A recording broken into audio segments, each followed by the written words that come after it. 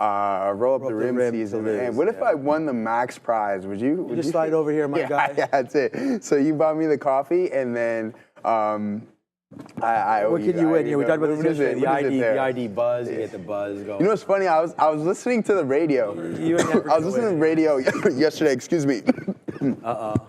Yeah. And anyway, some guys stole Yeah, exactly. Some guys stole a credit card, and then they bought a lottery ticket with the credit card, and then they won the lottery ticket, and they won a bunch of money. So who do you think is the right owner, the individual with the credit card, or the people who bought the lottery ticket? Did you say the guy stole the credit card? Yeah, they stole it, and then they bought a lottery ticket with it. Everybody. And then so 84,000 BTC. I don't know. I think a wrong does not precede a right. So I would say if it's the credit card, right? You don't get to keep that profit on. But yeah, I mean 82,000 there. There's Joe. This is Nick Diaz. What's up, Joe? Yeah, what's up, my guy? Nick Diaz. Yeah, what's up, Nick? Oh, some guy won a donut yesterday. All right, there we go. Both of Sean Short out. What was that, Ramin? What was that? Oh, 8 months of Crave. Yeah, they give away stuff. 4 times you won 8 months of Crave. You can't stack them, though. That'd be nice. 8, 16, 24, 32. It's a couple years, right? Oh, man. Thank you guys for everybody for mentioning that all the shorts that I was in would be absolutely monstrous. Now, cheers to you.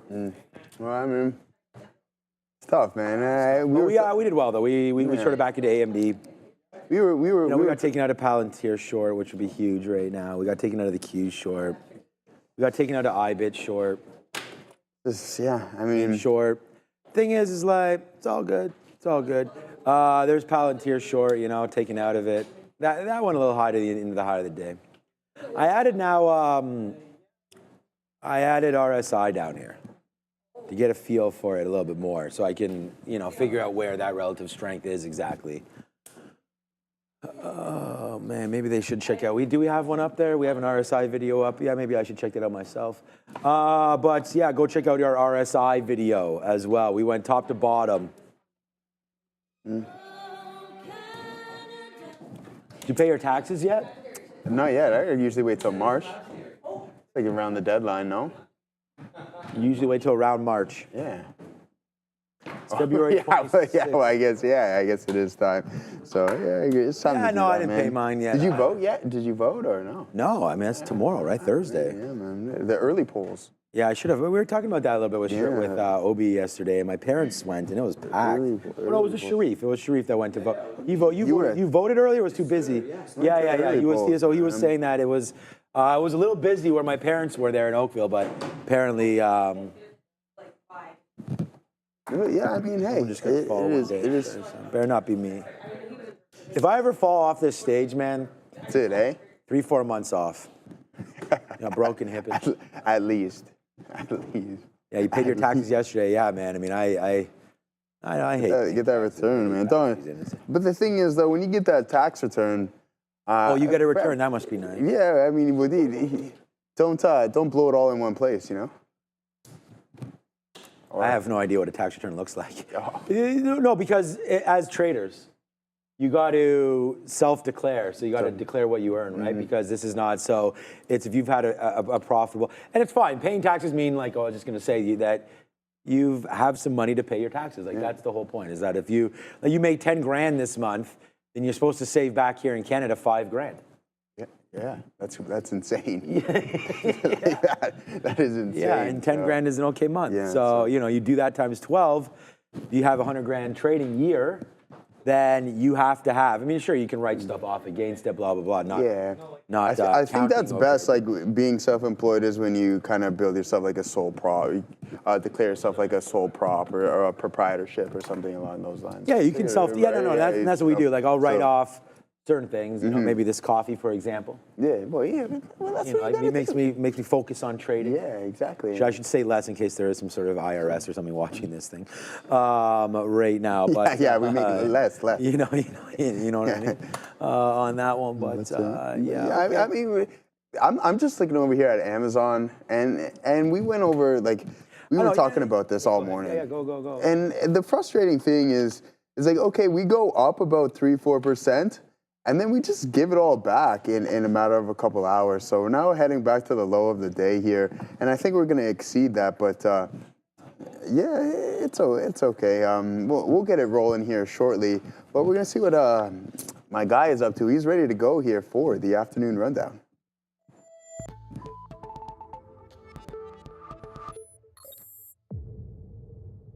Welcome to the Afternoon Rundown, the show where you decide what we talk about every afternoon. The boys are locked and loaded. They're ready to look at the tickers as decided by you. But in order to get the tickers up there, you got to get into the chat during the How to Trade show during the midday and vote for your favorite tickers. But you can only vote if you're a subscriber. So make sure you're liking, subscribing, and sharing. That is an ugly looking chart right now. If you're long on the triple Qs, the NASDAQ is decidedly red, 0.2% in the red right now with the with the ES also down about 0.25%. The Dow down 2/3% likely as a result of Apple getting killed today, and the Russell 2000 just about break even, technically down 0.08%, but not as bad as the other four major averages. There's NVIDIA, the #1 ticker as decided by you guys. This one reports after the bell. It's going to be a big earnings party. We've got the market recap show all locked and loaded. Here's what we're expecting. We're looking for earnings EPS of about 85 pennies, up from 52 last time. We're also looking for revenue of about $38.16 billion. Compare that to last year on the quarter, we were about $22.1 billion, guys. So NVIDIA in focus tonight, 4:20. We're going to be live from 4 o'clock. Should be a banger. Yeah, we're excited for all of that as well. Yeah, look, we traded this a little bit here this morning. We initially started to go short, then we went long. We're flat on NVIDIA, so we're just like zeros on it. We lost on the short, we made on the long.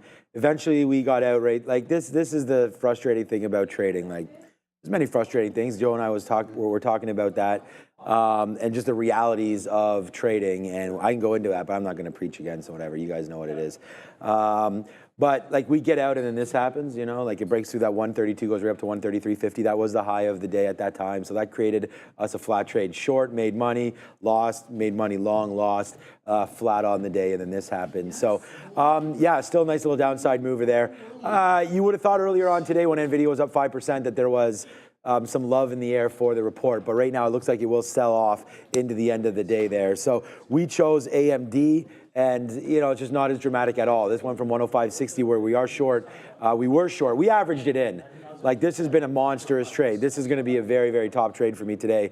Obviously, it's going to be my biggest trade to the short side. And it's just, we took it again, it's falling back in, right into past support. So, yeah, we'll stay short on AMD here into the close. I'm nervous. I'm nervous about NVIDIA. So we'll see.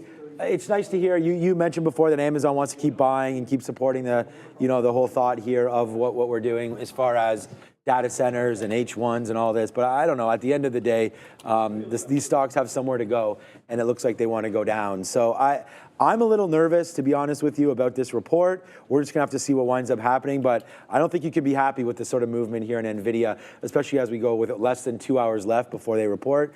It's going to be a very, very interesting day here. Less than 2 hours before the market closes, roughly 2 hours before the report. Join us tonight and we'll have it all. We'll show you live level 2s and everything. And it's going to be the domino effect, right? Like whatever happens with NVIDIA, the effect's going to be twofold, tenfold on other companies sometimes. So we're going to wait to see a lot of effects tonight in the broader market. So yeah, NVIDIA, way to go. It's going to be it's going to be a nice one. The market is not holding up right now. That is for sure. Yeah, I mean, I couldn't agree more there. It's a bit of a tougher look here. We thought it was looking like we were going to continue to trend to the top side in this name, but it doesn't seem to be the case thus far in the afternoon session, guys. So I talked about the expected move where we have high levels of open interest on this name. But again, as of right now, it's not looking overly pretty. So we're looking at about a 10% expected move in this name on this report. The previous two reports, it didn't exceed it. It stayed within that range. So if you're a straddle trader, just beware of that. And then as well as just continuing to climb lower here. So we have to be weary of this. We got high levels of open interest at that $140 strike price. So those are where I'm going to keep my eyes on, but up still 2% on the session, even though we are continuing to bleed. Let's see what NVIDIA brings here after the bell, because I think it's going to be highly anticipated, and I know a lot of us are looking forward to it there, Sharif. Absolutely, Joseph. Another NVIDIA adjacent name, let's call it that, SMCI, well off the highs, is still up 12 2/3, but this thing was up over 25% in the pre-market. We're giving a lot of it back. So the reason we were moving so aggressively is because they filed yesterday their previously unfiled June and September 2024 earnings reports on those quarters. They did file those about half an hour before the deadline. Then that precipitated Goldman Sachs to maintain their neutral rating on SMCI Supermicro, but they did raise their price target from 36 to 40, boys. All right. Yeah, just looking at it here. Wow, nice little loop off of the 51 there. All right, so before AMD, this was my number one trade. So we had a great trade long here on SMCI. We wrote down 52. We talked about what was the 200 period at the time. We really liked dip buy opportunities. It dip bought right into the 200 period at 53. We took that upside. Then we got 52, and we actually got the high of the day. So we got the low of the day and the high of the day until that low was breached. So right now, you're going to be underneath. Look, it's a good day for them, up 13%. They've had a huge run on the daily chart as well, right? I mean, we're down near $30 back on February 5th. 20 days later, you're doubled. So it's been a good run for them. Not sure it's going to continue. The numbers are now out right there. There obviously is some kind of blood in the streets on this name. You're still down 10% from where we were today. We were up 24%. Now you're down to 13. From where we've come from on SMCI, it's just about knowing more about the company, because it's been really choppy the last couple of days. So I feel like it's a great day. It's a great day trading stock. But as far as an investment, like, I'm not sure. As long as you can hold this 200 period, which is at $53, then I think you're okay. So it'll be interesting to see if that closes over under $53 today. That to me is something. And if you're going to short it, we're going to play it back to VWAP, which is 54. So look, man, I like SMCI. It was the number one trade idea here today on the sticky note. It's going to be a P&L number 2 name. I have no idea what P&L everybody else is putting up, but at the end of the day, SMCI was right there, 52 long. We nailed it. We got out at 56. It's a $4 winner. Love SMCI today. Traded basically perfect. And, I'd say let it settle down. A lot of the focus is going to be on NVIDIA here in the close. I should be long that 129 on NVIDIA, so there's a couple things that I need to deal with. Yeah, for sure. Again, SMCI, this thing sometime, I believe it was supposed to report a couple weeks ago ahead too, and it didn't, but it finally did now. It met the deadline just by a hair, essentially.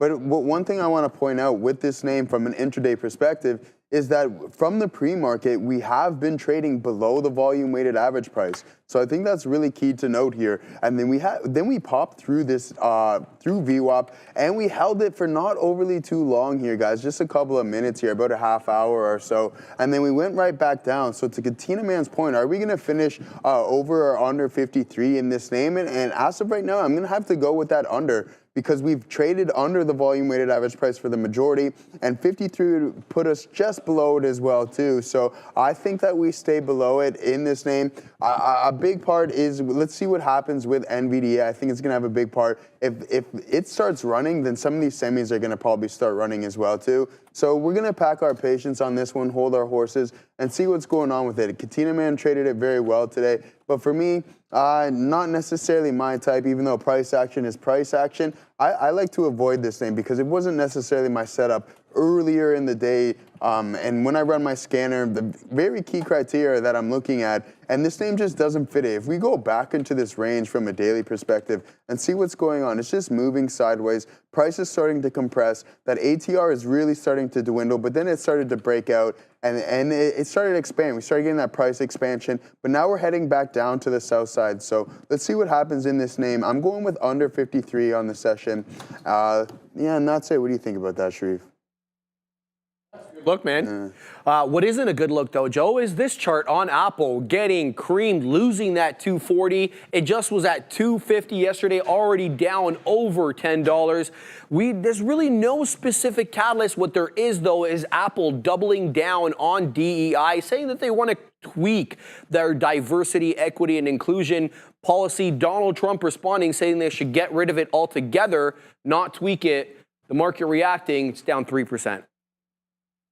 Yeah, I mean, we had a big move down from that level again there today. I mean, wow. The 50 period. Okay, so first of all, new position alert. We got an FXI. Thanks, T-Money.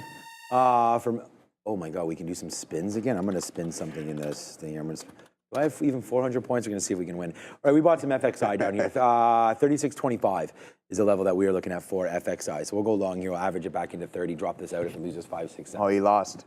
Oh, did I lose? Yeah. Oh, almost, though. Yeah. Almost took it down there. You join us in the chat. You get the spins. All right, so right there. All right, Apple.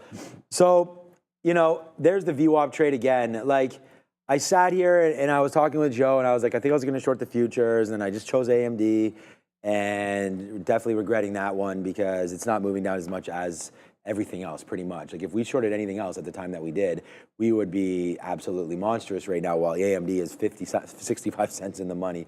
But Apple, good drop off, right? Down 3%. That's a big day for Apple. You don't actually get Apple moving down too many days like this where you're actually down 3% into a flat market. I know the market right now doesn't seem flat, but down 1/4 of a point isn't that much. So I think if you're going to be looking for some strength in Apple, you might have found it right here. It's a 50-period moving average. But we've been down here not too long ago. I mean, it's a nice move up. These stocks are trading really strange, man, because you get like these huge runs up, then these huge runs down. So right now it looks like it's trying to go the other way. If we close below 240, 241, that's below the 50-period moving average, then you're going to have to see if we can absorb this all the way back to May, right? So you go back all the way back into May where you get the 200-period moving average where it was finally breached to the upside, and you had a great little run there. Hold on a second, I gotta get some orders out. As FXI is trying to go back upside. As you bounce off the 200 period. So I think a lot of us are waiting for that again. I think that's probably prudent. We saw Tesla making that move back down in as well today, taking that back. Watch out for 280 on that play. That's probably, oh, we don't have Tesla on there. But all right, for me, you're starting to base out a little bit. You know, this is why RSI is good, but at the same time, look, just because it's printing lower doesn't mean it can go lower. A lot of momentum there, but the momentum's finally turning, right? You're finally turning on this 50-period moving average. This could be a good long here into the end of the day. Definitely debating that right now with Apple, especially if we take this down right there, 240. We go 240. I think we can have some fun here with AAPL and try to grab that long, breaking up through 240 on Apple. Let's just see if that can sort of you know, make it work out for us. Then we can use, what is that, 230.70 as our stop. So yeah, I want to take that trade out, Joe, actually. Yeah, I'm going to take a 240 break. Okay. I don't mind it. I'm kind of talking myself into it. To the top side there? I mean, yeah. I mean, if I'm going long, I might hope it goes back up to the top side. I don't know how far we'll go, but that's not bad, right? If the market does rebound, I think there's something there for Apple. That's a pretty good move down. So yeah, probably looking to take that, you know. Yeah. I mean, it's a tough name, I think, in this tech space because there's not too many of us hovering, of these names hovering around those all-time highs anymore. And what I want to point out is just this massive engulfing candle here.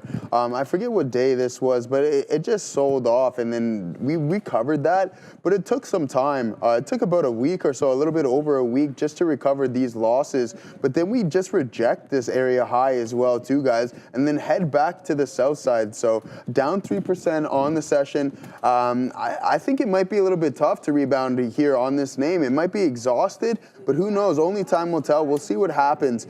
But yeah, this tech space isn't looking too good right now, guys. I was looking at the top performing sectors not too long ago. So we'll go over a couple of the Mag 7 names just really briefly here. But again, look at Apple, and then we'll go Amazon, and then we'll go Google as well too, and it's just like, okay, are we starting to hit correction territory in some of these names? And I'm starting to say yes, 16%, 18%, and then Apple as well too, guys, being down about, let's see here, off of this all-time high, about 8%. So this is some territory where I'm like, oh, okay, even though the overall market's, the SPY to be exact, is only down about 4 or 5% now, and the Q's just slightly more, for me it's like, oh, okay, where are we holding up? And is the broader market going to start catching up? And I was looking at some breadth last night, and it looks relatively weak here, guys. So yeah, Apple for me, I'm not loving it. It is one of my smaller holdings in the long-term account, but nothing's looking overly pretty right now, guys.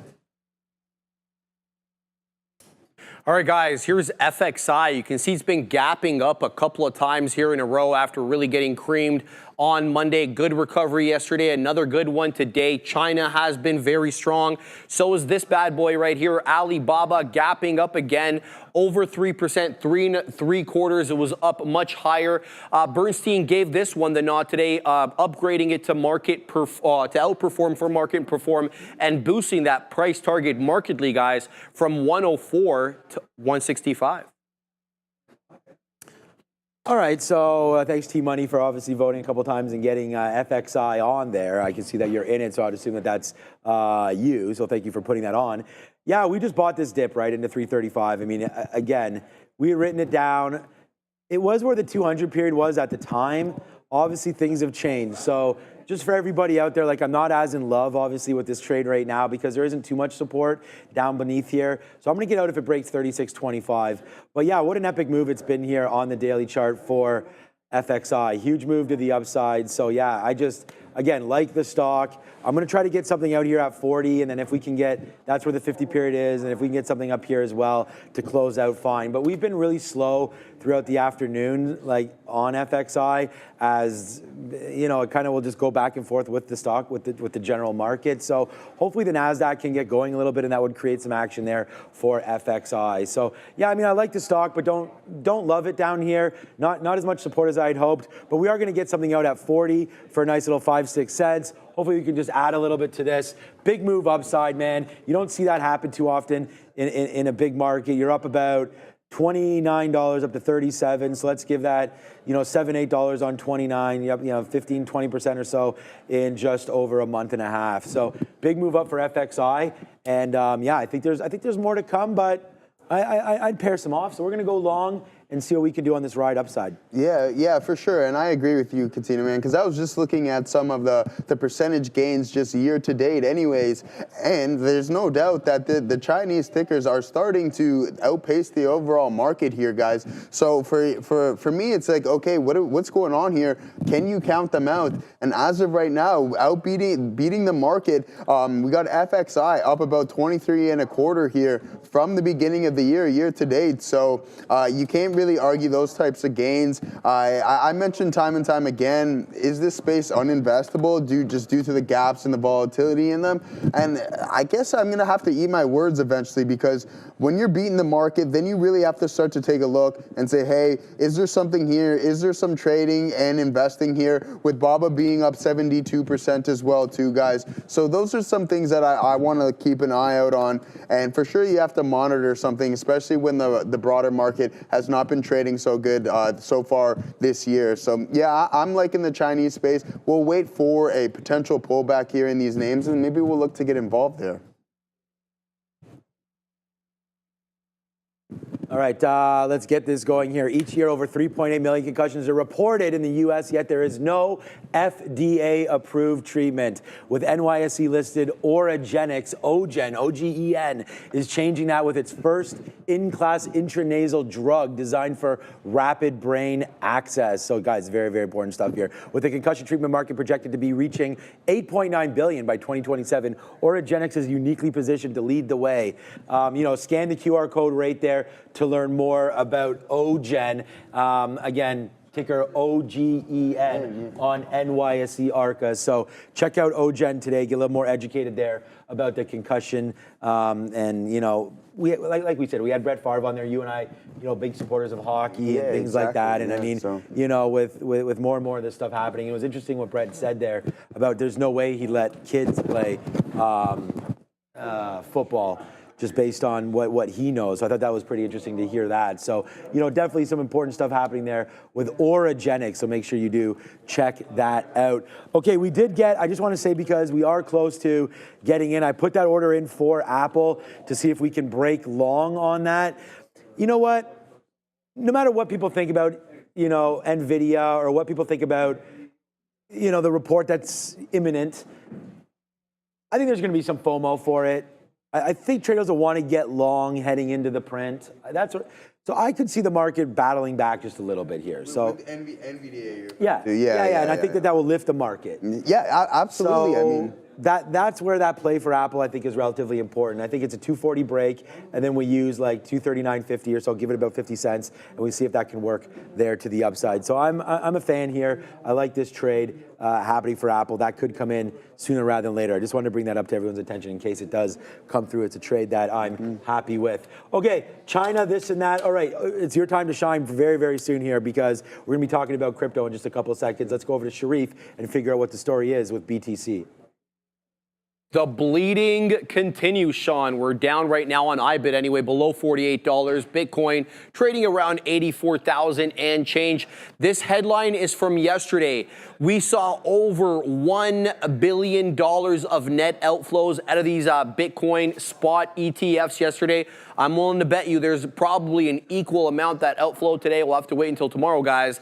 But the bleeding is on and the sell-off is on. Bitcoin breaking through 90.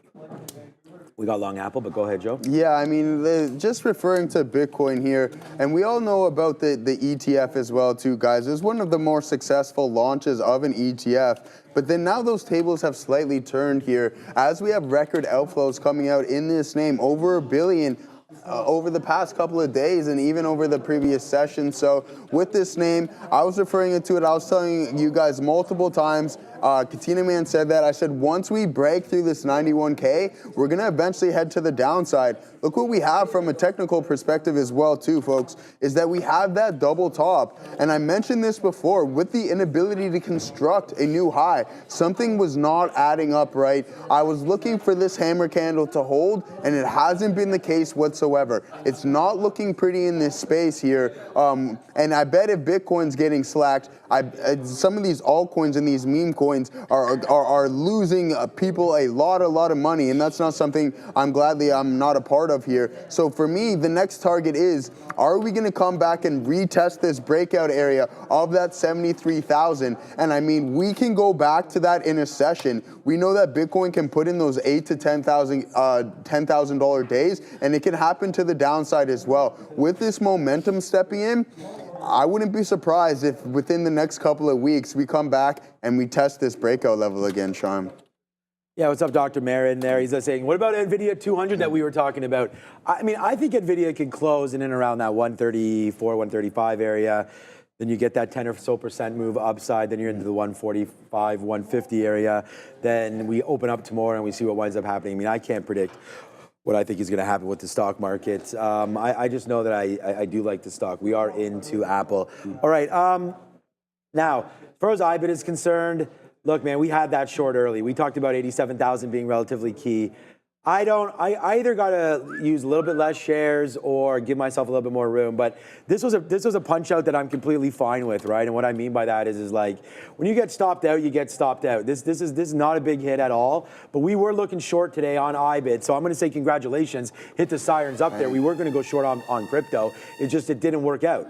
And it just worked out late. The whole market's giving back a little bit. And we've been saying this for a minute. The more Bitcoin, first of all, Apple's fallen back through a little bit, nothing to worry about, but we still are in that. We hadn't got any out. Only went 10 cents in the money, we didn't take it out. Now it's 15 cents against us, so we'll wait for that. But if you're gonna pull down Apple, see now I'm back and forth with this. Here's the Bitcoin chart right now. And again, just looking at what we're talking about, there's that 200 period moving average. We asked, was it gonna get to 82,000 before week's end? Right, looks like that's going to be a yes. I mean, you're down to 84 right now. We did get back going. If we drop this into just an hour chart or something like that, we did have a decent move back right here into 89,000. This was just at the beginning of the day, and then we dropped off. We bumped up a little bit to 88 or so around 10, 11 o'clock. And then since then, man, it's been 3 straight. This is just an hour candle, so 3 straight down hours right now and trying to close out now, see if we get a little bit of a bounce. So if you're going to play long, I think that's 83,350 right there. That's been the most recent bottom. So, a play to look at right there for Bitcoin is this 83,350. We'll see what happens. BTC right now, nice downside play. What do you think Max Payne is in this? Sub 70? Let's just look here. I mean, I think for that one, we got to definitely look at a daily chart there. Max Payne? Okay, so I think the max, pardon me? Yep. I think the max pain with Bitcoin's a little bit different, and I'll tell you why. There are so many traders that will hold it forever. Ever. And we talked about Obi, we talked about other people around here, like myself, that will be holding it forever. So what does max pain mean exactly? I just think it's for people that are maybe over-levered, then yeah, you're gonna fall right back in here into 70, 71,000, and then I think that's gonna be a problem. But ultimately, maybe a drop through 55,000 or so. What's up, Randy? That could be a drop down in through there. That could be a problem. I don't, I mean, how many, maybe that's a poll, how many of us are actually trading levered Bitcoin products right now? And I just think that if you're in crypto, then you have the mentality probably of holding it. Of hodl, right? Of just straight hodl. But I agree with you, this hodl stuff, but at what point is like hodl like, okay, maybe we should just avoid this kind of meme craze hodl and then just actually just play the technicals of the underlying assets that we're in, right? It's just like, okay, yeah, I hodled it. I had unrealized gains of 20K. I gave it all back. And then, but I'm just, because I'm team hodl, you know what I mean? So it's just You're like. team hot to go? Yeah, you know what I mean? So it's just like, yeah. For me, it's like, okay, I have a lot in the long-term account, and losing unrealized gains isn't fun. And it's like, okay, at what point do I just treat this as another underlying asset, get out of the space, wait for price to come back down, and if I'm really true hodl, I can get a better price and then appreciate even a little bit more than what it was previously. So where's your max? My max pain is back into 70s. 70s. Yeah, okay. yeah, like low 70s and 69 max. I'm gonna be like, I'll take whatever it is, and then if it goes into that range, I'm gonna look for it to go slightly lower, and then just get back in again. That's crazy what just happened to me right here. Oh, no, I'm glad that we just got that filled because I was about to lose my mind again.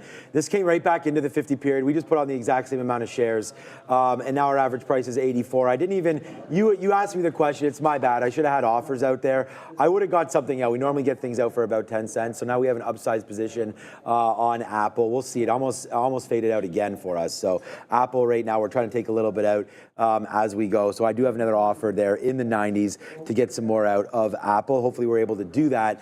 But yeah, so that's that trade right now. FXI is not doing too much. And AMD, we did cover more there because we decided to flip long, obviously, on that Apple. So if we're going to go long the market, I'm not going to hold on to AMD. My max pain for this one is the 200 period. So breaking above 105 right now, which I hope happens, that will get stopped out of AMD. Just so everybody knows, I have literally, I mean, you can see the different share sizes here. Yeah. That's my AMD price. Share size, that's my Apple share size. Yeah. So we are more than 20 times the shares right now of Apple. So let's see if that one can get going to the upside. Good little fill there. So because we're a little oversized right now, we should start to get a little bit more out here on Apple. We were not expecting that dip buy opportunity. Let's take advantage of that though when it's there. Yeah, for sure. For sure, guys. We're going to hop into some Amazon as well, too. I'm looking for a potential bottom in this name. Attempted it a couple times, and it just continued to want to go to the south side. So that's something we need to be weary.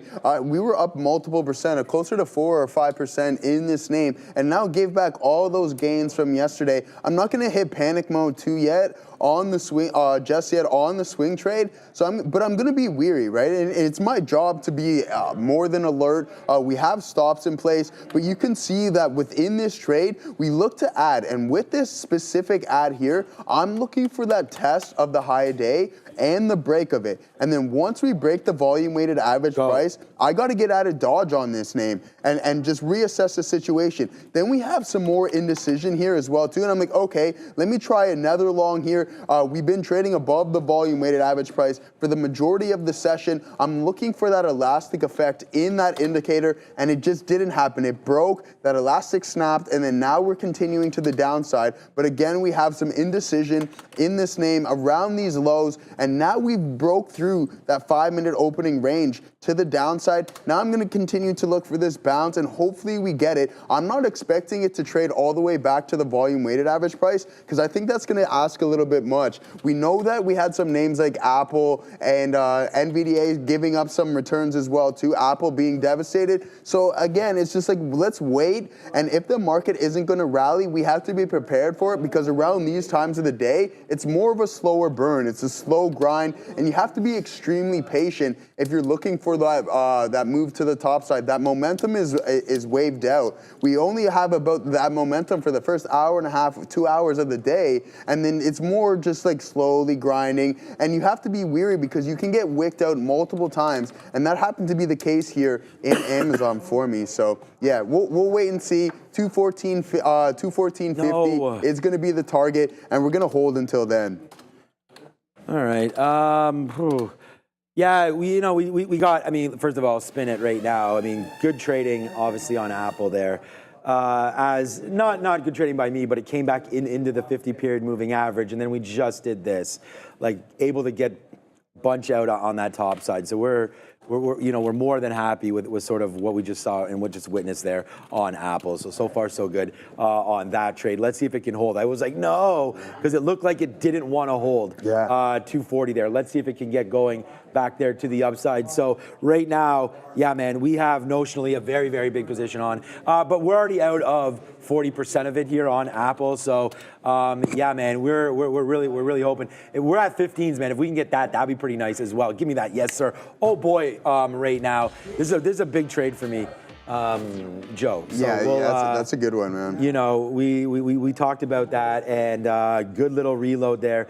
You know, you saw the share size. It was decent share size for me anyways on that trade. All right, what's going on with FXI? Well, there we go again. Let's see if we can get a little bit of diamond hands on this one. Although I just joke about this because we just took out some levels there on the 50-period moving average. Look, man, I wish this would move a little bit quicker for us, but we'll sit there, see if we can get some more outs now on FXI. There we go. So we get a 39 fill. We'll see if we can get a little bit more than that as we start to go upside now through 39s. We get a couple part fills.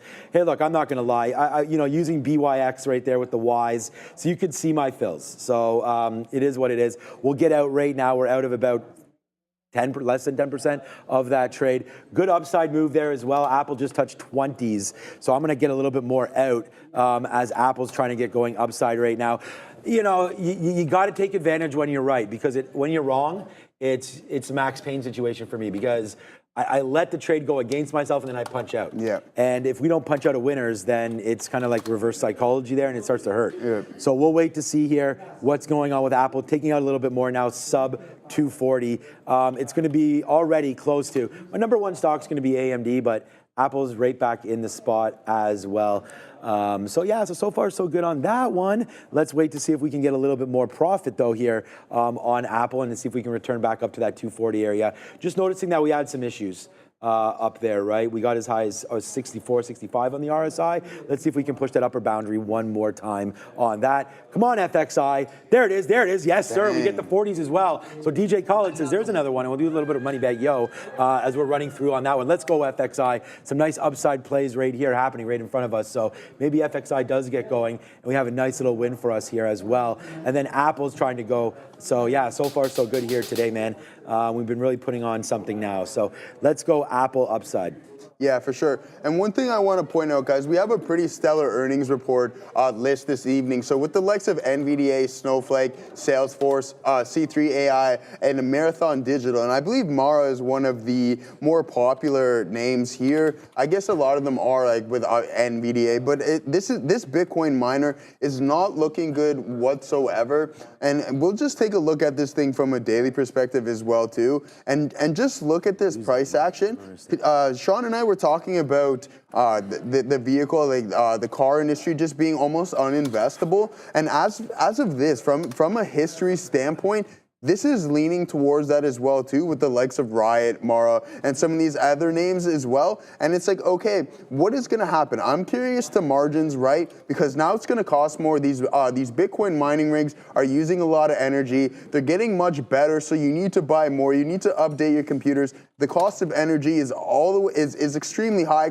I'm pretty sure Marathon's based in Florida as well too. So to keep these computers cool, these rigs cool, it costs a lot of money. And now that with the having a Bitcoin, You're receiving less. So again, let's see what happens in this name. I don't think the report is going to be fantastic considering how the previous price action's been, but that's something that I'm going to be looking forward to. So we'll pack our patience on this name. These are my two big ones that I'm looking at is NVIDIA and Mara, and then we're going to take it from there and see where the price brings us. So all right, we're lucky enough to get all locked and loaded here with yet again a very special guest today. Let's throw it over the desk with Brendo. Bang.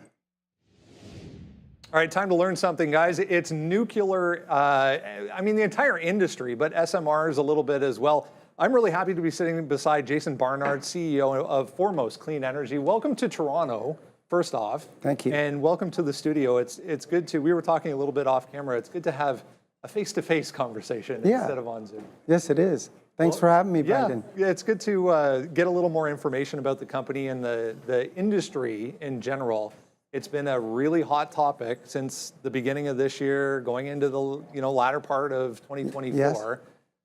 Yes. Let's start high time frame, high picture here. Give us an overview of Foremost. Foremost Clean Energy is highly leveraged to uranium.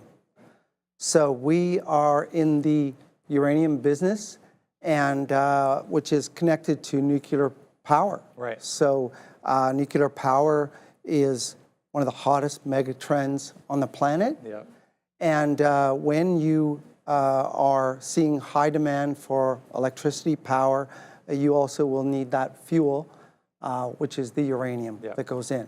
Foremost has 10 properties located in the Athabasca Basin. Yep. And the Athabasca Basin is a highly prolific area known for some of the highest grade uranium deposits in the world. They're sometimes 10 to 20 times the grades in the rest of the world. We also are partnered with Denison Mines.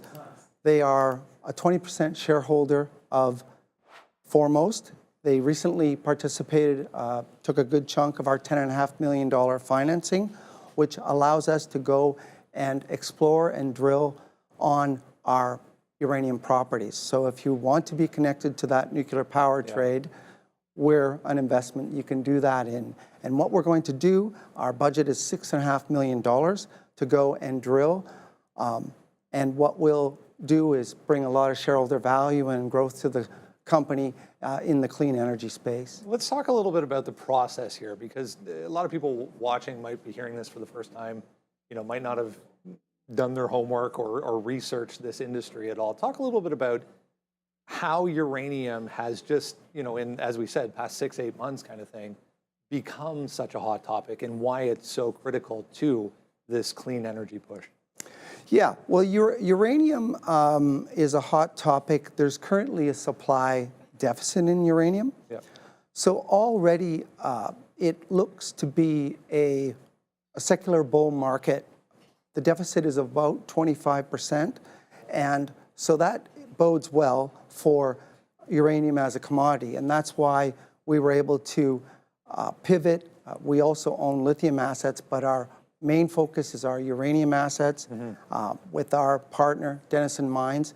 And what you will see going forward, because of the high demand for power by AI, data centers, and the huge demand that the new NVIDIA chips and what's going on in the world will have on the power grid and power, you'll see more and more big days where Trump is very positive on nuclear power so far as, especially when it's connected to the technology.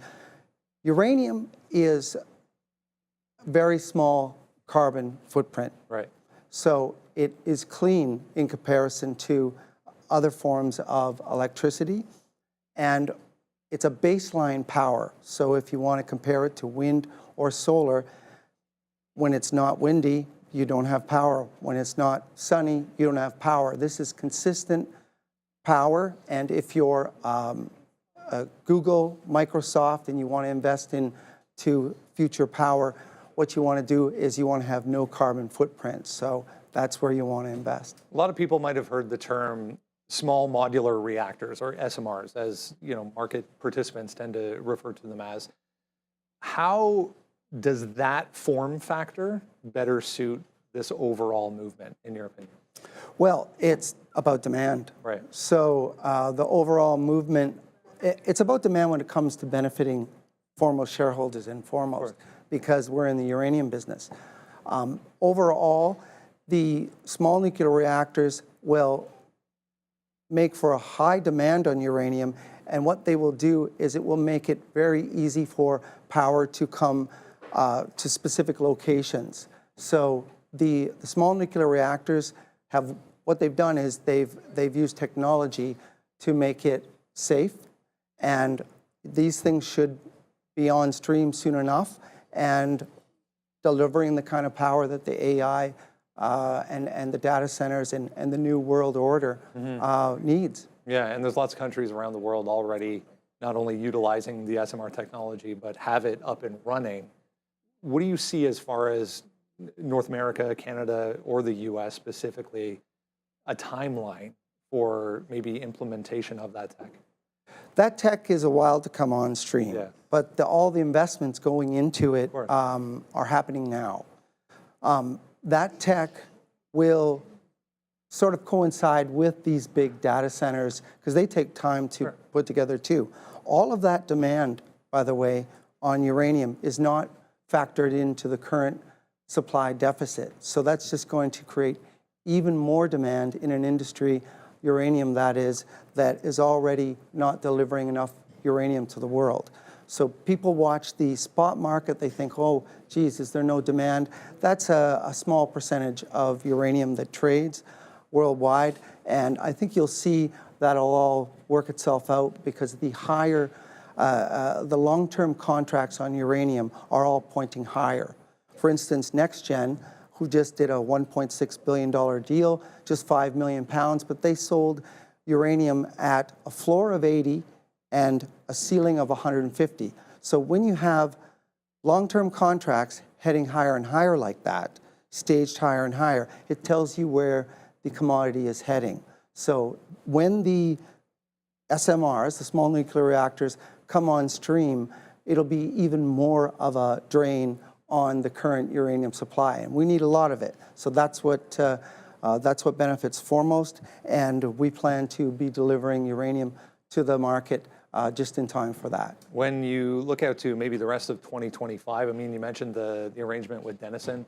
What do investors have to look forward to as we head into the latter part of this year?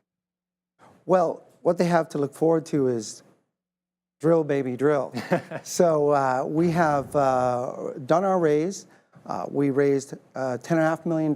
We have $6.5 million in our budget, ready to drill, drill-ready and discovery-ready properties. So catalyst going forward, watch for uranium drilling. We currently will be going into Hatchet Lake again. We just came out with some holes from Hatchet Lake. We got over 2% uranium on that property before.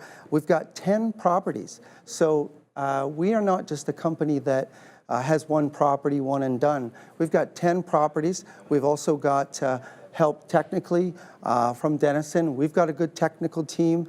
We trade on the NASDAQ. They trade on the NYSE, and at some point there may be a halo effect, so anybody that wants to come along and own uranium, which I think is in a secular bull market, can do so through Foremost Clean Energy. You mentioned it, FMST, the ticker, guys, on the NASDAQ, FAT, if you're here in Canada, on the CSE. Jason Barnard, CEO of Foremost Clean Energy. Enjoy PDAC. Yes. And enjoy Toronto. Yes. I'm glad you could stop by this afternoon. Good to see you. I'm happy to be here. Thank you very much, Brendan. All right, there it is, man. Thank you so much for that interview. Foremost Clean Energy. We've been talking about them for a while. It's great to hear right from the horse's mouth. So thank you so much for all of that. And I mean, we've talked about who's powering these Data centers. Where is it coming from? There's just another little minor name that you can have a quick look at. Nice to see funding secured, right? That's the important thing there. Well, it's funny because I was thinking to myself, it's like, okay, we know with the new administration down south and the potential one coming up here in November in Canada, and I was curious to how much that's going to affect Foremost in a positive or negative way. And from the sounds of it, it's going to be extremely positive. So that's something positive. Canada unlocking its natural minerals, and I think that's something that we need here. Take advantage of that stuff, no? Yeah. And it's nice to get in on ground levels there. So we want to thank Foremost for coming out. Make sure you do check it out, FMST. So thank you so much, and good luck at the conference. Lots of stuff happening here. Lots of stuff, man. We'll have Raheem Alani come through probably tomorrow, I believe, and he'll talk more about that, or maybe he's at these conferences again. It's a mining conference. That's what PDAC is, so it's a big one. Coming through every year here in Toronto. Of course, I never got invited, but it's all right. It's all good. So you're invited to the Money Show, though. You didn't know that? Yeah, the Money Show. I'm invited to that? Yeah, you didn't know? No, I didn't know. All Thanks, right, man. there you go. Now I just invited you. Oh, good, man. Thanks, man. Appreciate it. You got a booth?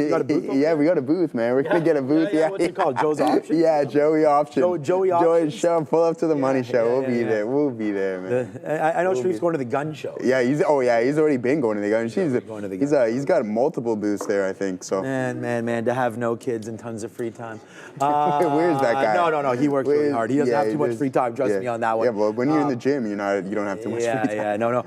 I'm actually excited to get back in there. We've taken a little bit of a break until, I don't know. I still feel like, you got to get in there, get sweating. That's what I'm gonna do tomorrow. I'm just gonna go tomorrow. I was just like, I didn't have that much energy, and I didn't want to hurt.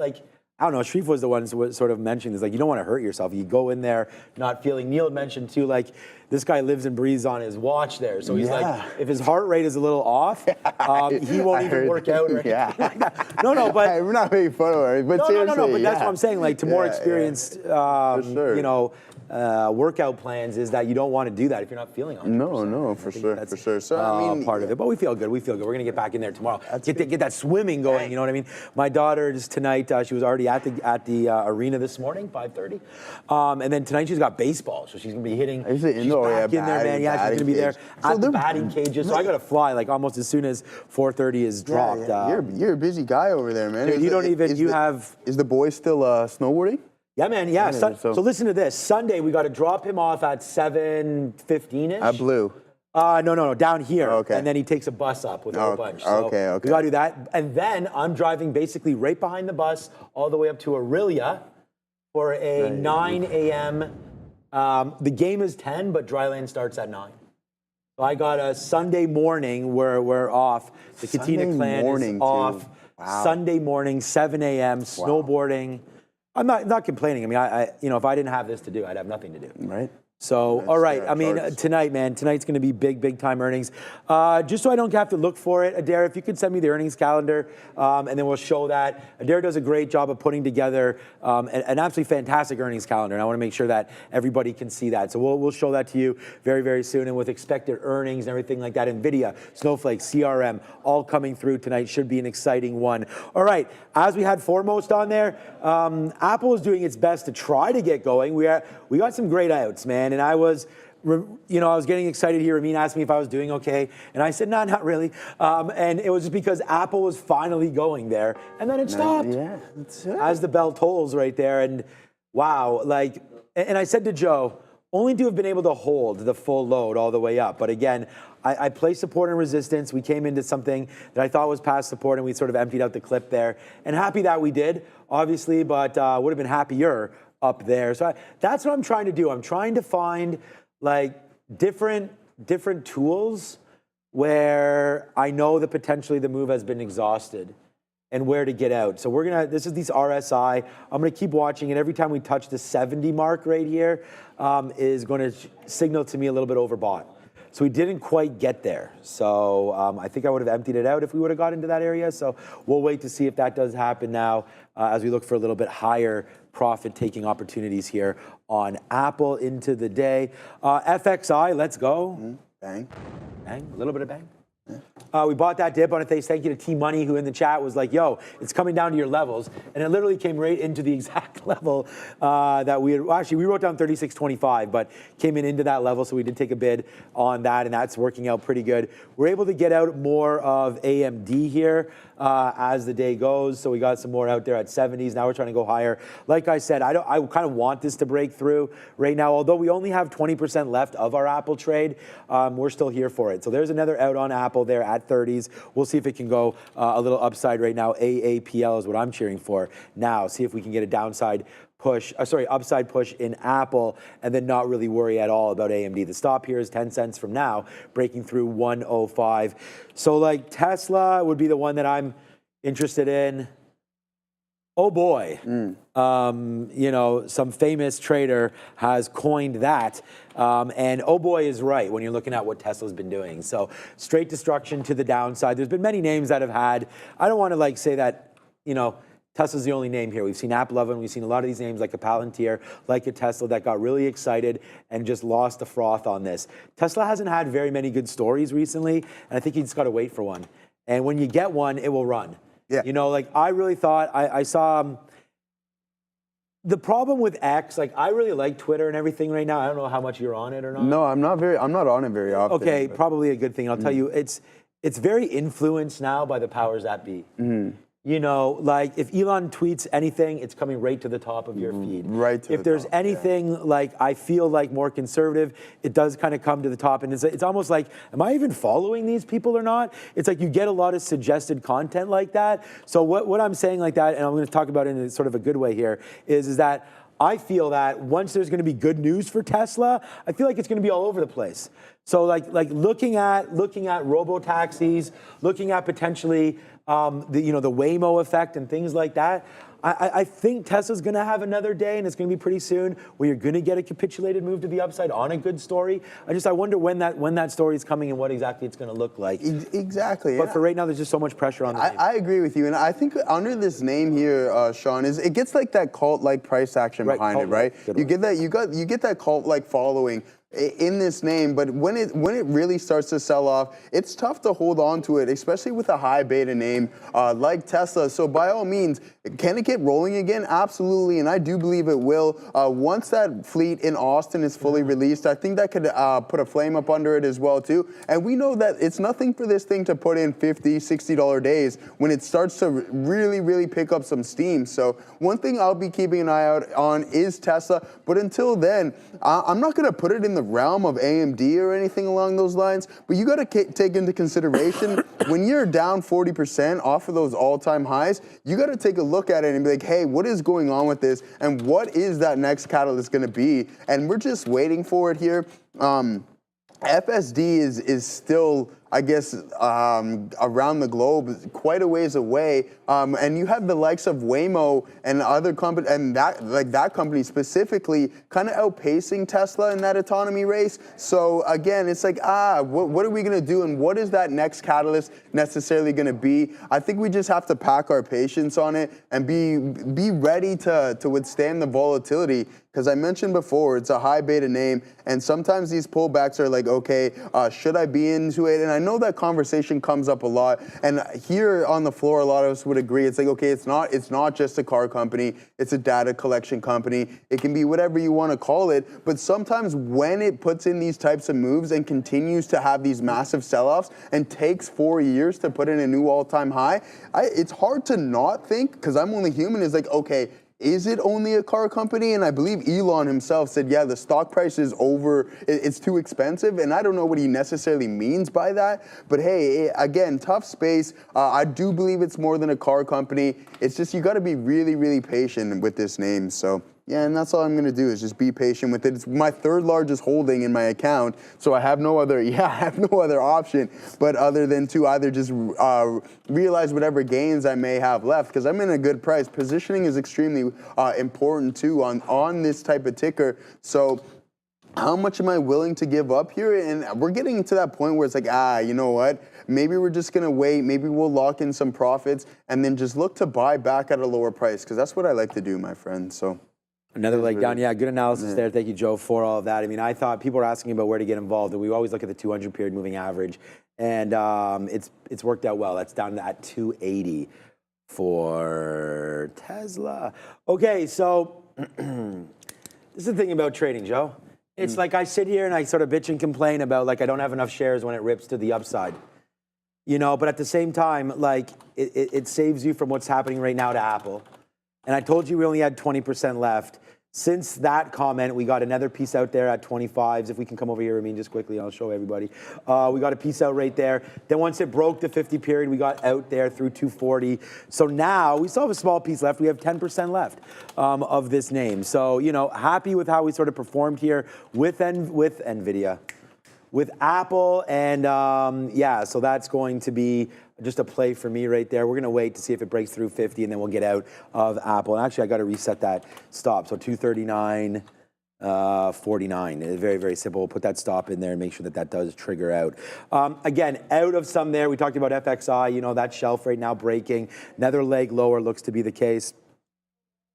Look, the net's not going up as much as it was when Apple was going, but I mean, at least we did this as well. Okay. We're able to hold on to AMD. And if I was looking short, there's the setup for AMD right at VWAP. So bang, for anybody that was on that one. Almost got stopped out. So, you know, we are a tick away again from banging our head against the table because we would have got stopped out there and we wouldn't have been able to absorb or take all of this down to the downside. So another winner coming through. That's 80 cents there on AMD. But like I said, you know, we had more shares in Apple. So we were happy with that trade, and AMD is still going to be my P&L number one.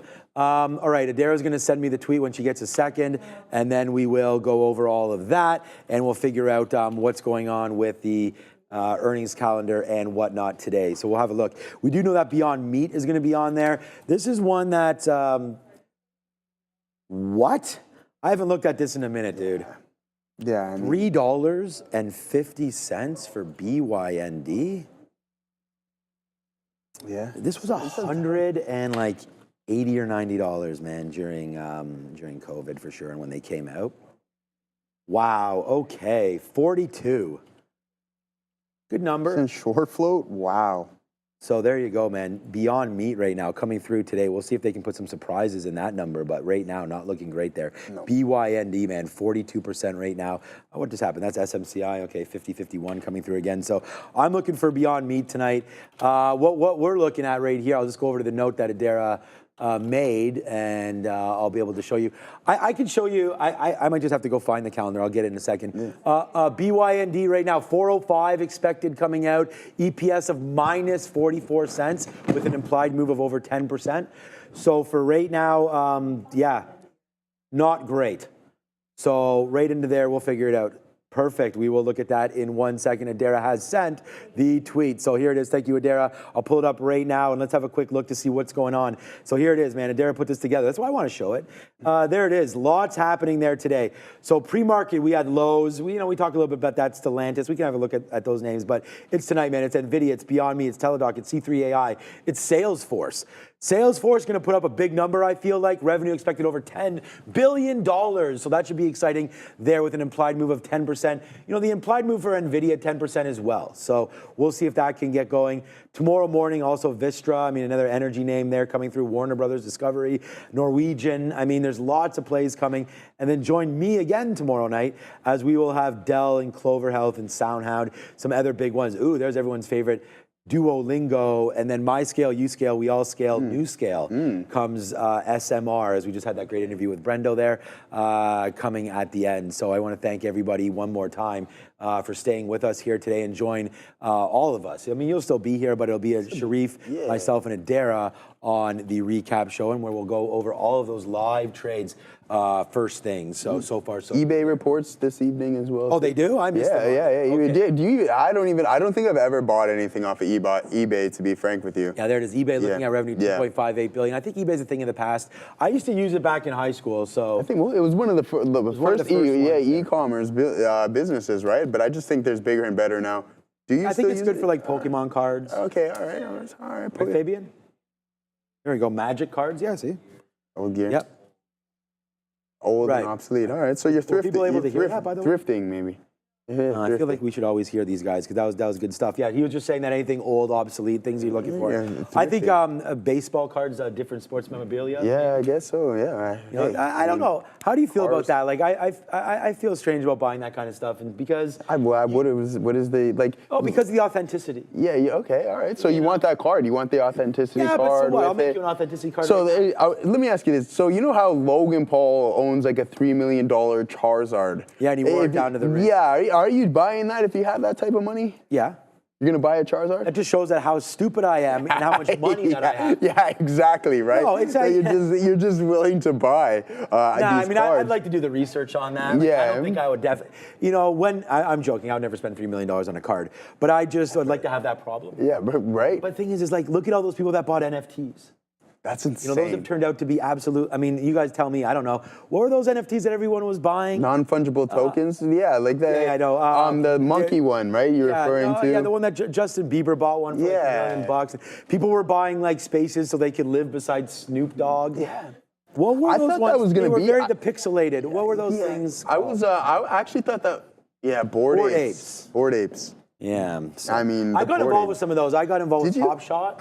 Yeah. The NBA cards. Oh, okay. Yeah, those. Okay. I mean, I flipped some of those, just having some fun. Yeah. The wife was in Zed Run. Some of the was racing horses and stuff, and you could win like Ethereum and stuff. No way. Yeah, it was just fun for the time. I think they've all gone down to zero. Essentially, at right? this point, but it Well, was like people an were calling them online JPEGs at the end of the day, right? online gambling. It's like JPEG, right? You can. I could take a screenshot and pretty much still own. I mean, if someone wants to the send me a same Bored Ape, I'll take a shot. Right. I one time got the Meta World Peace ones, and they sent me a jacket. I wear the jacket sometimes. It's one of those. I'll show you. It has my NFT on the back. It means it's basically just stamped like a big loser on the back. That's funny. At the end of the day.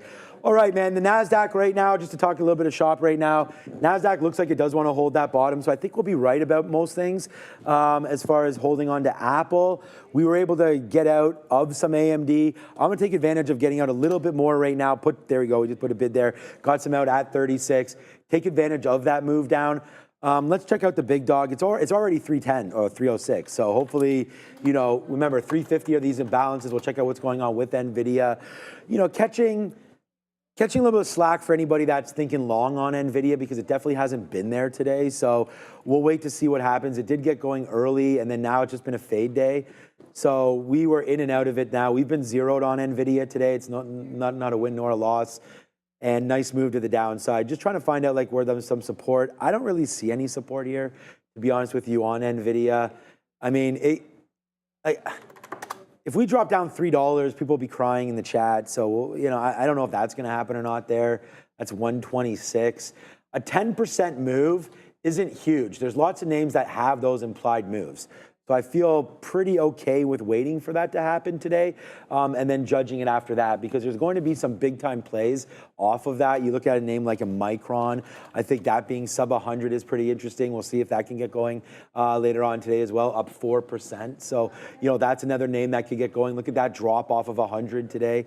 So, some plays that are really reflected of the overall market. SMH has made all-time highs a while ago, and it's been doing nothing for quite a while. There. For some reason, that's not blowing up for me. So let me just drop down to our ETF look here on eSignal. I mean, its high was all the way back into here, man, July of 24. You're still a ways off now, man. You're like 8-9 months away from the highs in the SMH. Looks pretty choppy, right? I mean, this is what's been happening. It's been dead money for a minute sitting here in some of these plays. So we'll have to wait to see if SMH can get going there today as well. But a couple 3 straight down days there. An ETF that I've been involved with, and I should have bought more, I guess, on the dip, but I'm actually not even sure what the price is. It's still low. So XBI did have a move to the upside. And again, this is a biotech name. I actually, now that I see where this is right now, getting the itches to maybe buy a little bit more of XBI as we fall back into this area, but it did reject off the 200 period again. Just trying to diversify a little bit. We talked about maybe, I'm so long Apple and Amazon and all these stocks that, looking to get a little bit more somewhere else. So, all right, nice little battle back there for Apple as it's made its move back up. Let's take advantage of that. Take something out near O's as we just made that move back up into the 50 period moving average. So we like that play. We could have reloaded it there. But again, part of my mistake is, and we all have our own little demons to deal with, is continuously reloading trades. Mm-hmm. And then therefore, when it's right, it's great, and the reload works fine. But if you do it over and over again, and you know, at some point when it drips down, even if you lose, like I said, you can make all the way back up to the upside. We got out of 80% of this trade. And then now that it falls back down in, you got to watch out, because if you put on that same amount of shares again and then it falls through, you could give all of this back with just one mistake. Right, exactly. So not really worth it for me. So we'll get some out more here at the 50-period moving average. You're just in a new position with Amazon, so why don't we explain that? Yeah, let's see what we got going on here, guys. We got a potential bottom kicking up here on Amazon. We're looking for it to hold, and I'm looking for the genuity in this volume print here as well. So we have that double bottom print, 2 doji candles, and now starting to crawl slightly higher. I told you we were positive about 4% on this name, so I'm looking to hold through, and if we can break that peak here around that 214.50 level, then I think we can be sitting on some pretty pennies, and that's what I'm looking for. We are getting into the latter half of this session, and we don't have much time left, so for us to crawl back that much, it might be a little bit of a push, but any momentum stepping into the market is much appreciated. So that's the game plan on on Amazon. Sorry guys, if we break that double bottom low, then we got to reassess and get out of this trade. So, but one thing that I really want to continue to keep my eyes on, and Sean and I were talking about this, just saying, hey, around that 3:30, 3 o'clock mark, some steam can really start to pick up in NVIDIA, and that's what I'm looking for to happen. Come that report, you want to see those buyers or sellers, whatever direction this stock is going to head in, to really start to kick in that volume on the lower time frames, start to punch in as well too. So we're going to continue to monitor NVIDIA here and Amazon, because I mentioned from the beginning of this morning, this was my in-play stock from a specific standpoint. So I'm hoping that this continues to play out. It's unfortunate that we gave back the majority of the gains from this morning, but there's nothing we can do about it. And it's funny because Sean and I were talking about it. It's like, okay, yeah, you have a game plan. You hit this trade once. You hit this trade a second time, but then the third time you're like, hey, I'm going to go heavy and I'm going to buy 10, 15 contracts, and then it doesn't work out. And it's like, okay, the gains from the previous 2 trades no longer are there, and you're now negative. So that's slightly something that can be frustrating, guys. But it is what it is. All you got to do is keep those risk measures in place and continue to do so. But guys, let's see what we got going on for earnings. You know, we've been talking a lot about it, but I want to talk a little bit of the expected moves, because you know that the options market prices these in. So with NVIDIA, we got about a 10.6% expected move, with the previous one being about a 0.5%. So a little underwhelming there on that front. Salesforce has about a 9.1% expected move, and the previous move was about 11% as well too.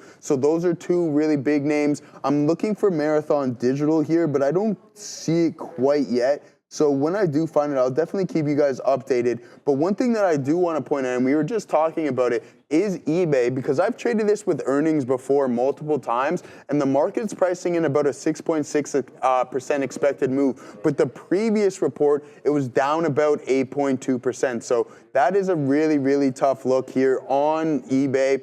And another one that I know Josh Brown was involved with at some point is Snowflake. And we're looking at a 12.2% expected move, but the previous move, Sean, was about 32.5%. So that's really exceeding expectations there, and I highly doubt that the options market had a 32% move priced into that report. So we'll keep an eye out on that one. If you can go back to back, that'll be an absolute positive signal for that name. So we got a lot of big names. It's going to be a star-studded evening, and that's why we have that star-studded cast coming with you guys after. So another couple software application companies reporting tonight with the likes of Salesforce and Snowflake too. So one thing that I want to keep an eye on here, guys, is Amazon. We're starting to run into that 214 level. We're only about 15 pennies off here in this name, and I'm going to look to start to piece out quite a bit of shares here. So hopefully this works out. Let's see if we can break 214 and head to the top side, my guy. All right, what's up, Marty? Yeah, great analysis there. Okay, first of all, new position right now. Thanks, Chris, for that. We appreciate that. That's why we talk about our stops. So we're within a couple pennies of stopped out of both AMD and Apple, and sometimes it works for you. And just get aggressive with your stops. If it again depends on what your trading style is, but for me, yeah, I'm gonna go long on SMR right now. I mean, a little bit of a drip down in here for SMR. Right here, this is the 200 period moving average coming in on the 5-minute chart. Looks like it wants to hold this level. We topped out yesterday right there, right before we ended the day at 3:30, 1770s. So we came back in, we found one. I think we did pretty good looking for this. SMR down on the day, but still up. Up on the day, but definitely a downtrend there. You never really like rejecting the 200, then making new lows.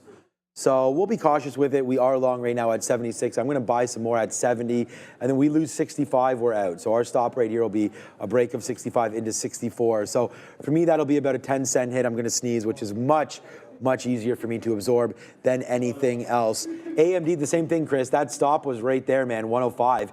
We didn't have to worry about it because it did come back in. We did get out some more Apple right here as well, and we're just getting a little lighter, man. We did get stopped out. Not stopped out. I pushed that out. Wow, that just came back up to 240. How did I miss that? Oh, I'm at 240.20. Yeah, that's right. Okay. I want to put something out again in the middle of the 90s. And this is part of being on the show. Like, and Joseph and I talked about this. It's like, when I'm not on the show, for example, like we were just sitting here and we just picked out some levels on AMD and then we reloaded it there and we were able to watch out for these levels. So when it came back in, I'm sitting here, we're taking it out.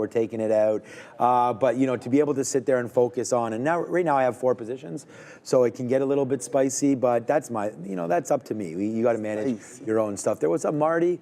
What are you saying over here? Thank you so much for the $10 super chat right there. All right. Marty got wicked out so many times today. Hey, welcome to the club on that one. Somehow, okay, let me reread that. I got wicked out so many times today. Somehow, what normally would have been a big day went red for me. Yeah, we need a good trend on NVIDIA. So yeah, I mean that, we had that nasty. I can't look. We've all been there. So I'll just say like, props up, you're a real trader. That's what happens. You put your stops out and you get stopped out, right? And I mean, Marty, honestly, I gave an example yesterday. I got stopped out right here. My stop was 108.61. That high was 108.64. We got stopped out right there. 5 minutes later, it was, 20 minutes later, it was 5 down to 105. That was $3 in the money. This was like a 20-cent hit. So to give that up, that put me red on AMD yesterday. And I recovered, it was fine, but that's a stop out that we all have. If you're getting wicked out too much, what happened? 82,000. Not quite yet, my guy. But if you do get wicked out, the whole thing is that you just live with it. I don't know. Like I would say this is where we talked about it yesterday. First of all, AMD is now almost $1, so we can almost spin that one. I just think you want to have a controlled head about it all. This is what we were talking about with Obi and stuff like that. I'll be dramatic for the show, like, oh my God, we got stomped out, but and I'll be upset about it because it's real shares and it sucks when you get stopped out. Like you mentioned, some days you'll be shut down, people will be shut down, and it sucks because it's 1 or 2 trades, it's 1 or 2 decisions that will cost you your whole day. But at the end of the day, and I said this to you today as well, it's not about how much money you make today, it's about how much money you make tomorrow. Because I could make $1,000 today, $100 today, however much we make today.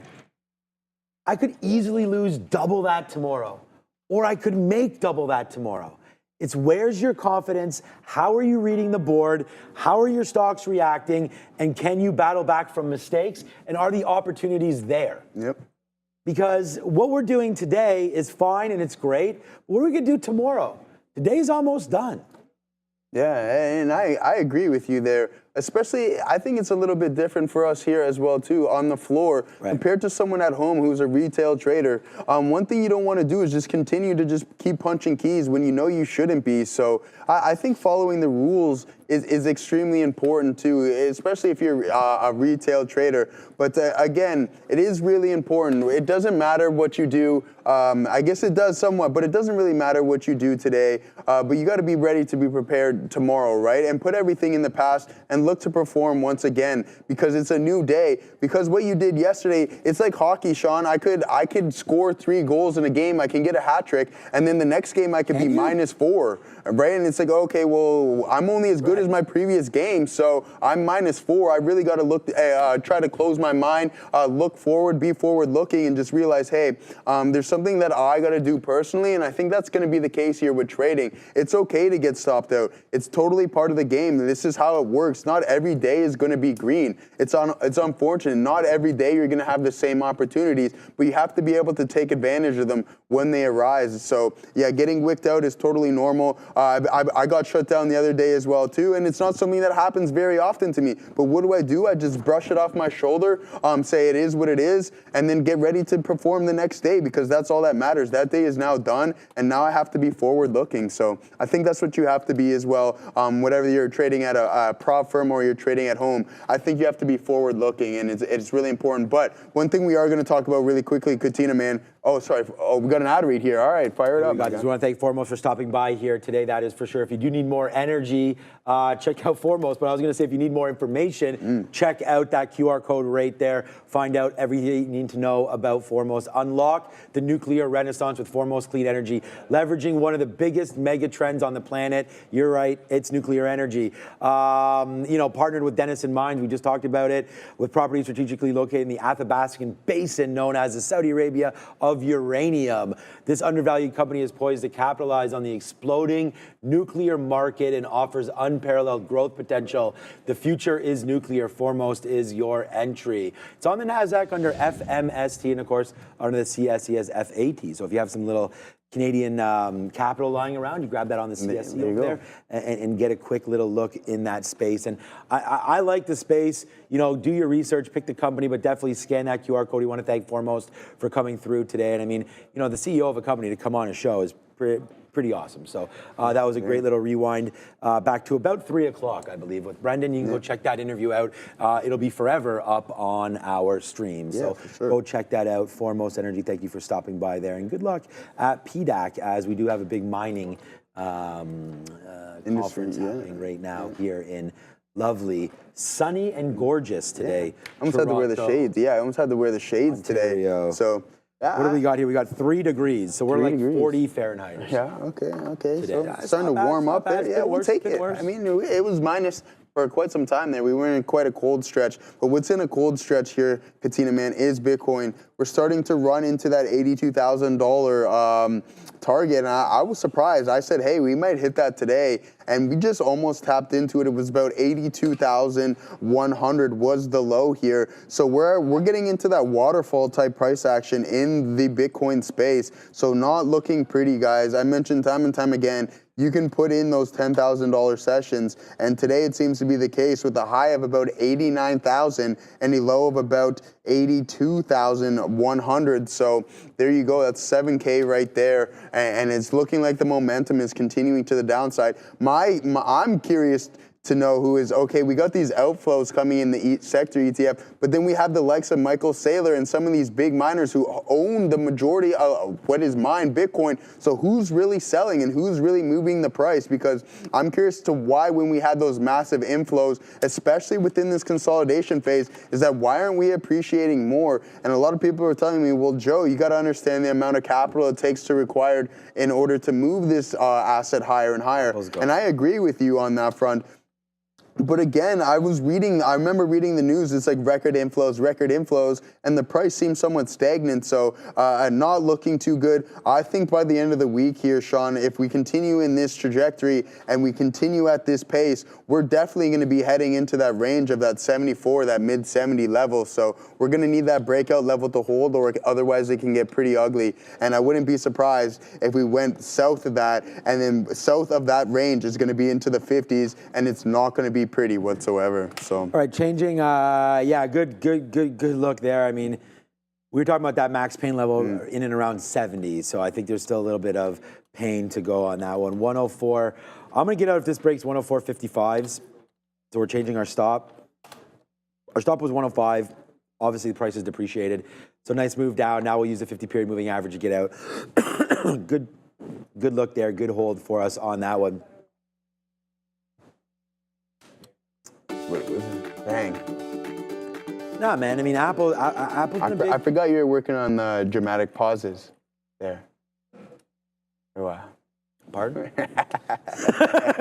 yeah, no. We're trying our best. We're trying our best over here. But no, in all honesty, yeah, we are trying to do a little bit of that. Yeah, a little bit of that, a little bit of that. Oh, yeah, maybe it's not yet. We'll pause a little bit later. But yeah, no, there goes Apple. So nice little move to the upside, man. I'm proud of this trade, honestly. There's the break there. So what we've added into the toolbox is the break. I got to think of something that rhymes. It's like, so, okay, I'll show you the example right here on the stock. So, okay, here's Apple. We knew we wanted the 240 break because it was right there. The reason why I liked it is that you did have a sloping here, 50-period moving average. Generally speaking, I like it when it breaks the 50-period moving average back to the upside right there, but I don't take it right on that exact break. I mean, trading is more of an art than a science, and anybody that tells you differently has never traded before.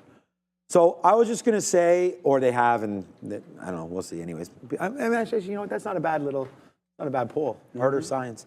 Okay, yeah. But now, let me explain to you what I was doing there. So I wanted to look for a level that if we go, like where does it have to break, where potentially traders who are looking to get out, where will they start to cover a trade like this? So if you're to the downside right there, obviously if you're me, you're covering all the way down. But where is that level where you say, if I'm short here, where am I getting out? Well, what about a 240 even level? So we took that break long. And for argument's sake, let's say we took it with 500 shares, okay? So the thing is that generally speaking, when it breaks, and Neil will do this differently, all of us will do different trades all of the time. So that not one way is right. Let's go SMR, starting to cook a little bit. Okay, it's going to be a big afternoon, Joe. But there's the take right back in. So this is the play that I'm talking about. It's the break and then it not going, and they try to get out the weak hands. These hands, my friend, no longer weak. Ryan Garcia hands. Something like that. All right. More than that. Tank. More than Ryan Garcia. All right, Tank Davis. Is it Ryan Garcia, that little playboy? He's got the hair going everywhere. He's a good-looking guy, man. He's a good-looking chap. I'll take it. Yeah, all right. No, but at the end of the day, I mean, he's not a world champion, is he? No. Okay, so we're not Ryan Garcia. All right, so then there it goes. So when it comes back down in right there, we're trying to play a character on air. Man. It's so ridiculous. But anyways, so there's the play. I'm pointing to it. So it comes back in. We wait to see what happens at the 50-period moving average. So we sat there with the exact same amount of shares. So that when it came back down in, look, if it was going to continue, we would have got killed. And that's what trading is. You take your shot. I thought Apple was going to have a chance to go. It did do that. It held that bottom. Our stop was at 250, basically. We talked about that. We put that in the chat. So at the end of the day, our average price was nice. When it comes back in, there it goes blowing up to the upside. So trying to withstand some of that, I like that play. And now we get back up to the upside. We'll wait to see what winds up happening right there with Apple. So I'm going to take out another piece. We're lighter and lighter on it, but we did okay. So far, so good. We are going to wait for the imbalances. I think Obi did have a good point. There we have MSCI. So that's going to be coming on Friday, yeah. Yeah, that's going to be coming in the next couple of days. Yeah. And that should definitely affect the imbalances as well. All right, man, we're trying to show that we can do it everywhere. Here's SMR. We can take some pieces out here. There we go. We offer 83 and we actually, oh, what? Oh, I got filled there. I did not. Okay. So 83 was breaking. I offered, and all of a sudden, we just got filled there. Everybody else as well. So there it goes, man. SMR. Look, man, we hit the sirens for this trade. Thank you, my guy. I like this, Joe. I like this. Yeah. I don't need to just talk about, getting that support right there. So here it goes, man. Nice move to the upside, bouncing off 75, right up there into the 50-period moving average. And again, we're going to take some more out. So let's just start to top up the day a little bit here with a good play here in SMR. Buying that little dip, we talked about it, why we liked it. We blew up this little chart here, and we showed you that I didn't mind 70s. So our stop was 69. We're long at 76. So right now it's just over, it's about 1.5 to 1 on the risk to reward, right? We've got 9 cents, 10 cents in the money, and our stop was 7 cents. So far so good there with a little bit of a move up. I apologize because it says that at the bottom. I don't apologize for that. I just don't know if you're still in your Amazon. Yeah, I'm still holding on to this. I'm looking for 214.5. But again, it's a little bit more of a slow burner here, guys. We got to pay attention to that. And I mentioned time and time again, around this time, you got to be ready to kind of hold on to those shares and let things work out. And one thing that Sharif and I always talk about as well is like, okay, you'll be sitting in a trade for hours. The underlying asset it's appreciating, it's working in your favor. And then a matter of 30 seconds to a couple minutes, all those returns are gone and you're just scratching your head. So at that point, you got to just ask yourself, okay, are you comfortable, willing to take out some of those profits on the way up and then not hold as much of the position as you previously were? And unfortunately, I think that's going to be the case here in Amazon. So I got to really look to take some off here because we are sitting at that 214 level and we continuously reject it. So at one point, do I have to tell myself like, hey, Joe, this isn't working. We keep rejecting this level.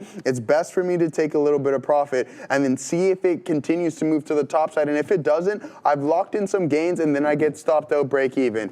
All right, so that's kind of where my head is sitting at. I know the chat is absolutely going berserk about Bitcoin. So, and we were talking about it before. Yeah, bang, what do you got going on there? 83.5 for Bitcoin. 83, okay, so we bounced right off that 82 then.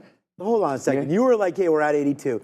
Man, we were at 82.9. But it touched an 82.1. It touched. Oh, it did? Yeah. It went to 82,100. Okay. You know what I mean? Oh, so like, just in the it's last like within the past couple of minutes. You know what I mean? This guy's getting excited. No, but at the end of the day, I'm like, hey man, we're getting really close to that. So anything can happen with this space, and a lot of people are saying just get out of it. But here's exactly what I'm referring to. What? Me? What I'm referring to? A lot of people said get out of what? Bitcoin. Like they're saying get out of Dodge with this thing. I don't know. You're gonna go. I'm seeing in the chat, man. They're like, sell it. And I worry about people that have bought it up at the top. We need a poll here, I think. For what?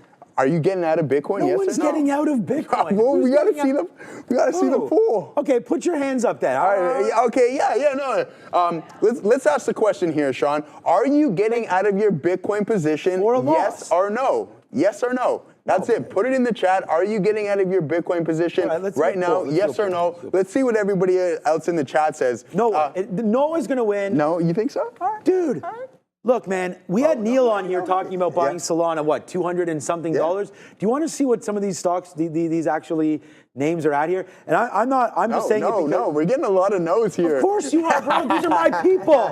Let's go. These are my people in the chat, bro. You're in our world now. Yeah, I mean, the midday's a different beast, It's a different, they're all no's. It's not even close. I'm not looking at the poll in case I'm wrong. Okay, so anyways, here we go. Like, look at Solana. It's 50-50 right now, the poll is. I know, I'm just playing around. All right, so look, I mean, I want to talk about some of this. There's no way. Like if you say you're getting out of your Solana, for what kind of a hit? Like, honestly, like, let's be perfectly honest here. Like, where are people buying this? Like, if you just bought this like a couple weeks ago, man, this is February 22nd. This is 4 days ago. You're 175. So if you're saying that you're getting out of everything, like, come on. Like, you're going to take a 30-40% hit in this in 4 days?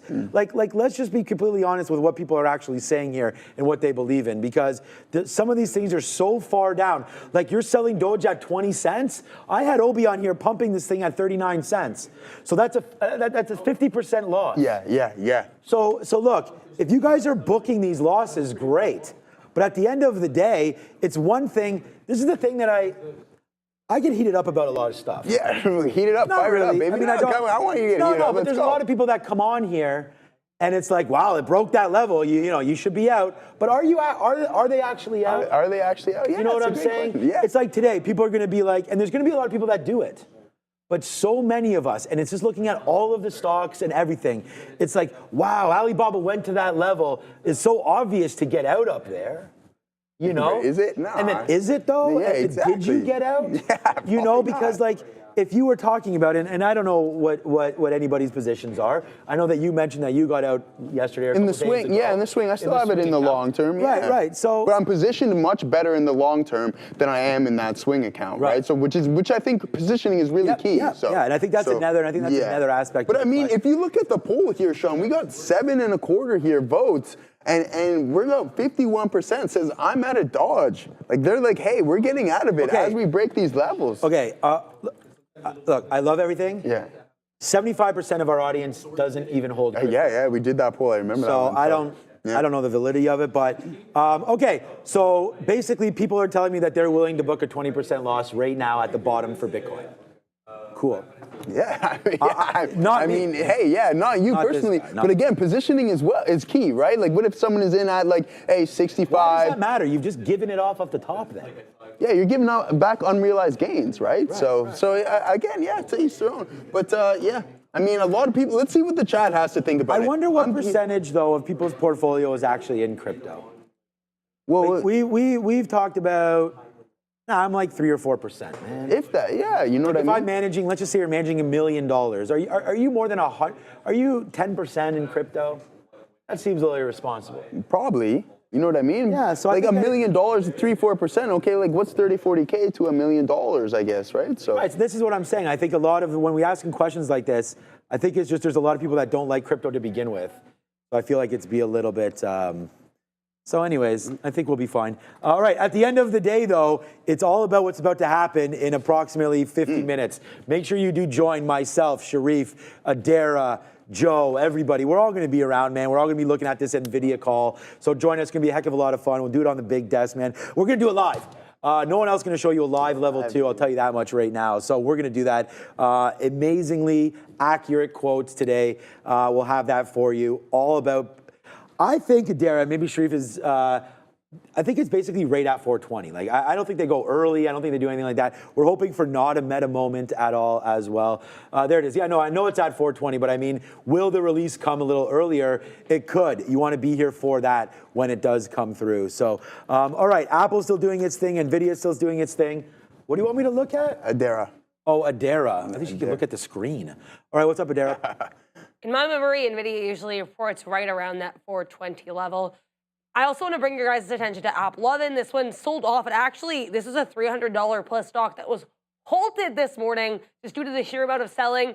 Not one, but 2 short reports on this name. Now they're responding to one of the short reports, likely the Fuzzy Panda one, because this one was more widely circulated. The company said the report was, quote, littered with inaccuracies, that they do not track children's data, and that they earn revenue from values, not from their value, I guess, and not from their clicks.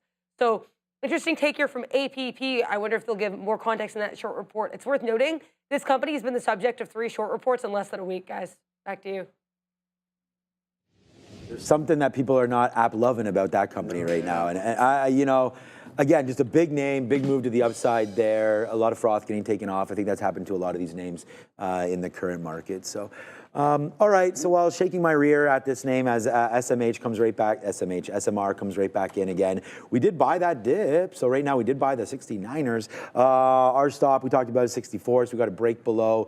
So we were buying that dip into that level. So we did not get stopped out, but we are very, very close to doing that. So there it is, 65 break. We're going to get out of SMR. Whenever we look at levels like that, I don't ever want to be sitting there and get stopped out right at the very top or the very bottom of a range. So we'll wait to see if SMR can bounce back. I mean, you can see right there that 50-period moving average is at 80. So we know SMR can run. So let's put an offer there in and around 80. We'll go at 79, which would be a good birth year. 1979. So we'll wait to see if that can come through again. All right, Joe, you want to do it live? Yeah, let's do it live here. Oh, okay, here we go. It's the rim. Yeah, to roll up. Roll it up. The rim. Roll it up, baby. Let's see what we get. Let's see what we win. We're going to split it. All right, 50-50. Please play again. I don't know. You might like this. Not working. Please play again. Yeah, there we go. Please play again. There Sorry, you go. my guys. It's all right, man. It is what it is. But what if the coffee that you potentially would have bought me was the max prize? I asked you this already. Is it a 50-50 split? Your prize. All right, my prize. I like that. All right. Put the maybe I'll pressure buy on one you. there. All right. We'll see what you do. Okay. You know, will you, buy you a coffee? And then, yeah, of course. If you say it's my prize, then it's we're your boys, prize. right? Yeah, I mean, we got this. I mean, I have no worries about that. You know, if I buy coffee for Neil, this guy wins. I mean, he gets whatever he wins, man. And especially if it's a Dutchie. Oh, sorry, not a Dutchie. Apple fritter. Oh, an apple fritter. That is apple Neil's fritter. jam. We haven't had any apple fritters here in a minute. All right, man. Thank you so much to everybody who's taken this trade as well. Props up for this. Look at FXI. We wrote down 36.25 today. So I mean that's hold on a second. I got to get. I was using Grok there. You like Grok, Sharif? Good. Yeah, he likes grok. What's your preference right now? Still chat? Okay, still chat. Okay, so there's, Adair put out another great one. Here's, I retweeted this. Looks a little like greeny to me, but there it is right there. Jensen coming through tonight. So go over, check out the earnings per share, the estimates, and all of that. But what we're trying to show you is right here. Look at FXI. 36.25 for the dip support level on FXI, as well as 52 on SMCI. Join me every single morning as we'll break down the sticky note, and there it is right there, man. 36.25 was the low of the day for FXI. We're in right here. Nice little take to the upside as well. SMR might not work. FXI is working. We're going to put some more outs here as we get a little bit higher. We still have a decent position, so we'll put some more outs there and see if we get some 43s and whatnot and see what happens there. Apple, a little bit of a pullback. Now, we are 12 minutes away from the imbalances.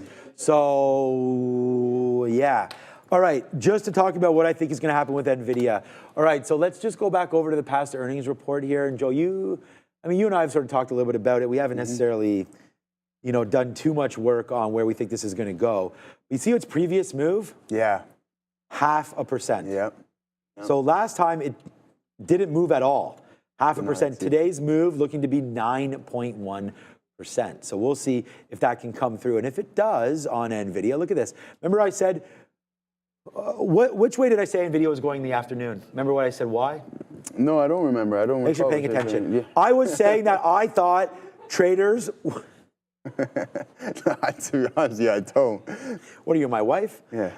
No, but I was saying that people wanted to be long NVIDIA into the print. Oh, okay. I said there's going to be FOMO there. You could see exactly what's happening here into the close for NVIDIA. I mentioned that too. I was like, hey, this thing's going to rip, I think, around 3. I wonder where you heard it from.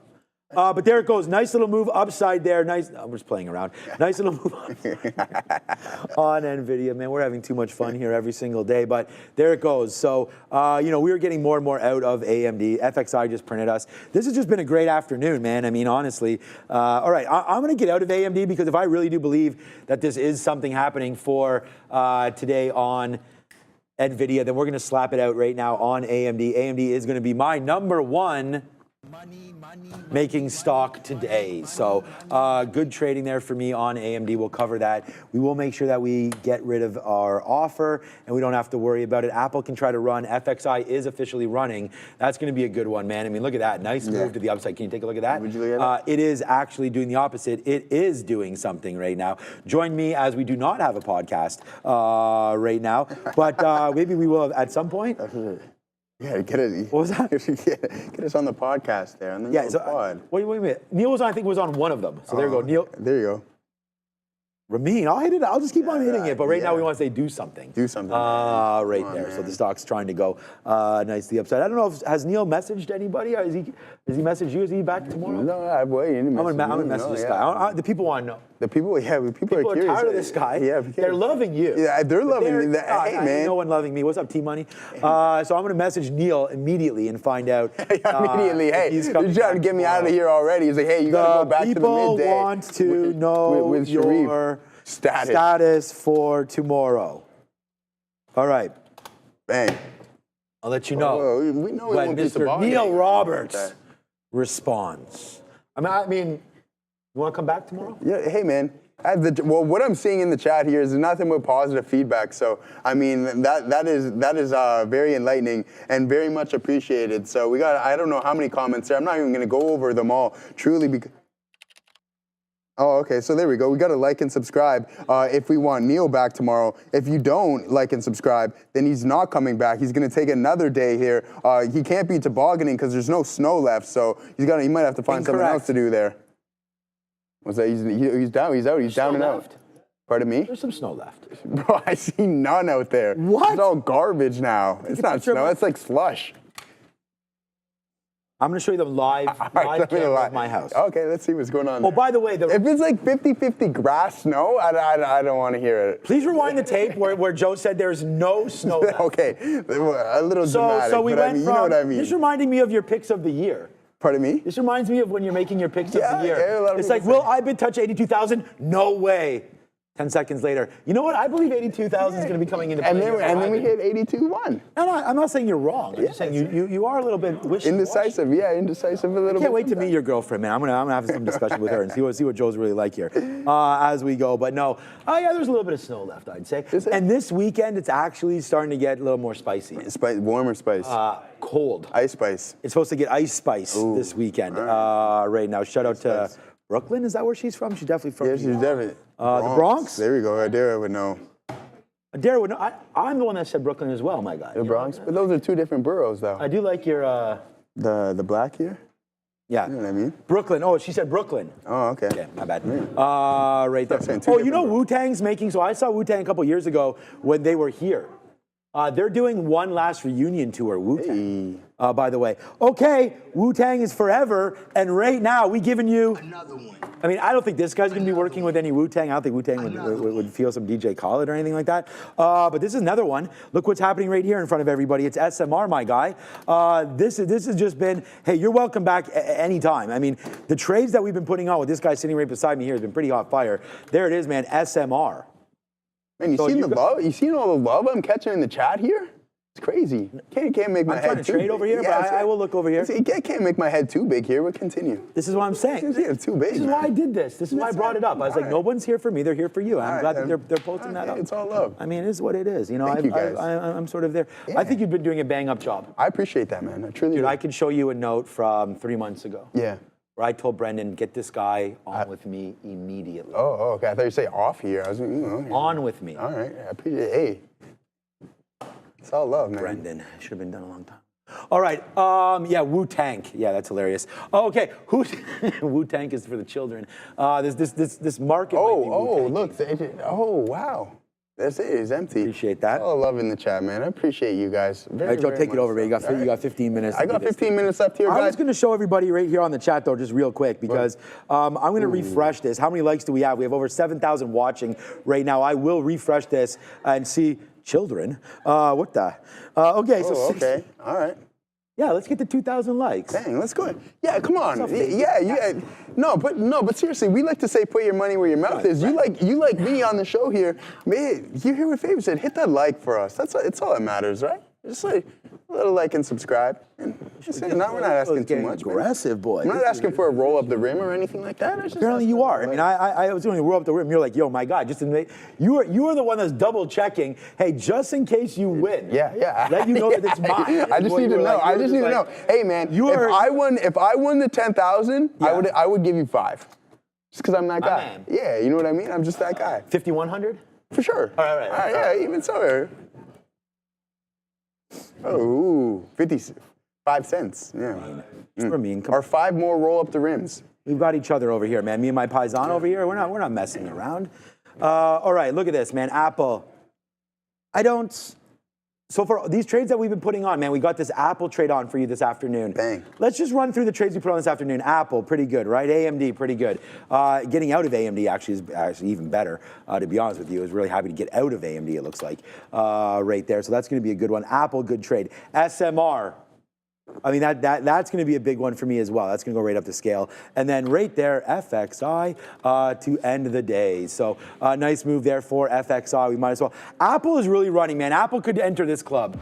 The man beside me is always well-dressed and can go to any club, but like Apple right now is coming through one more time. Hey, did you tell anybody that you're on the show today? That you're going to be on the main show? No. You know what? We're not going to get too much into that, but yeah, we showed up at the right time.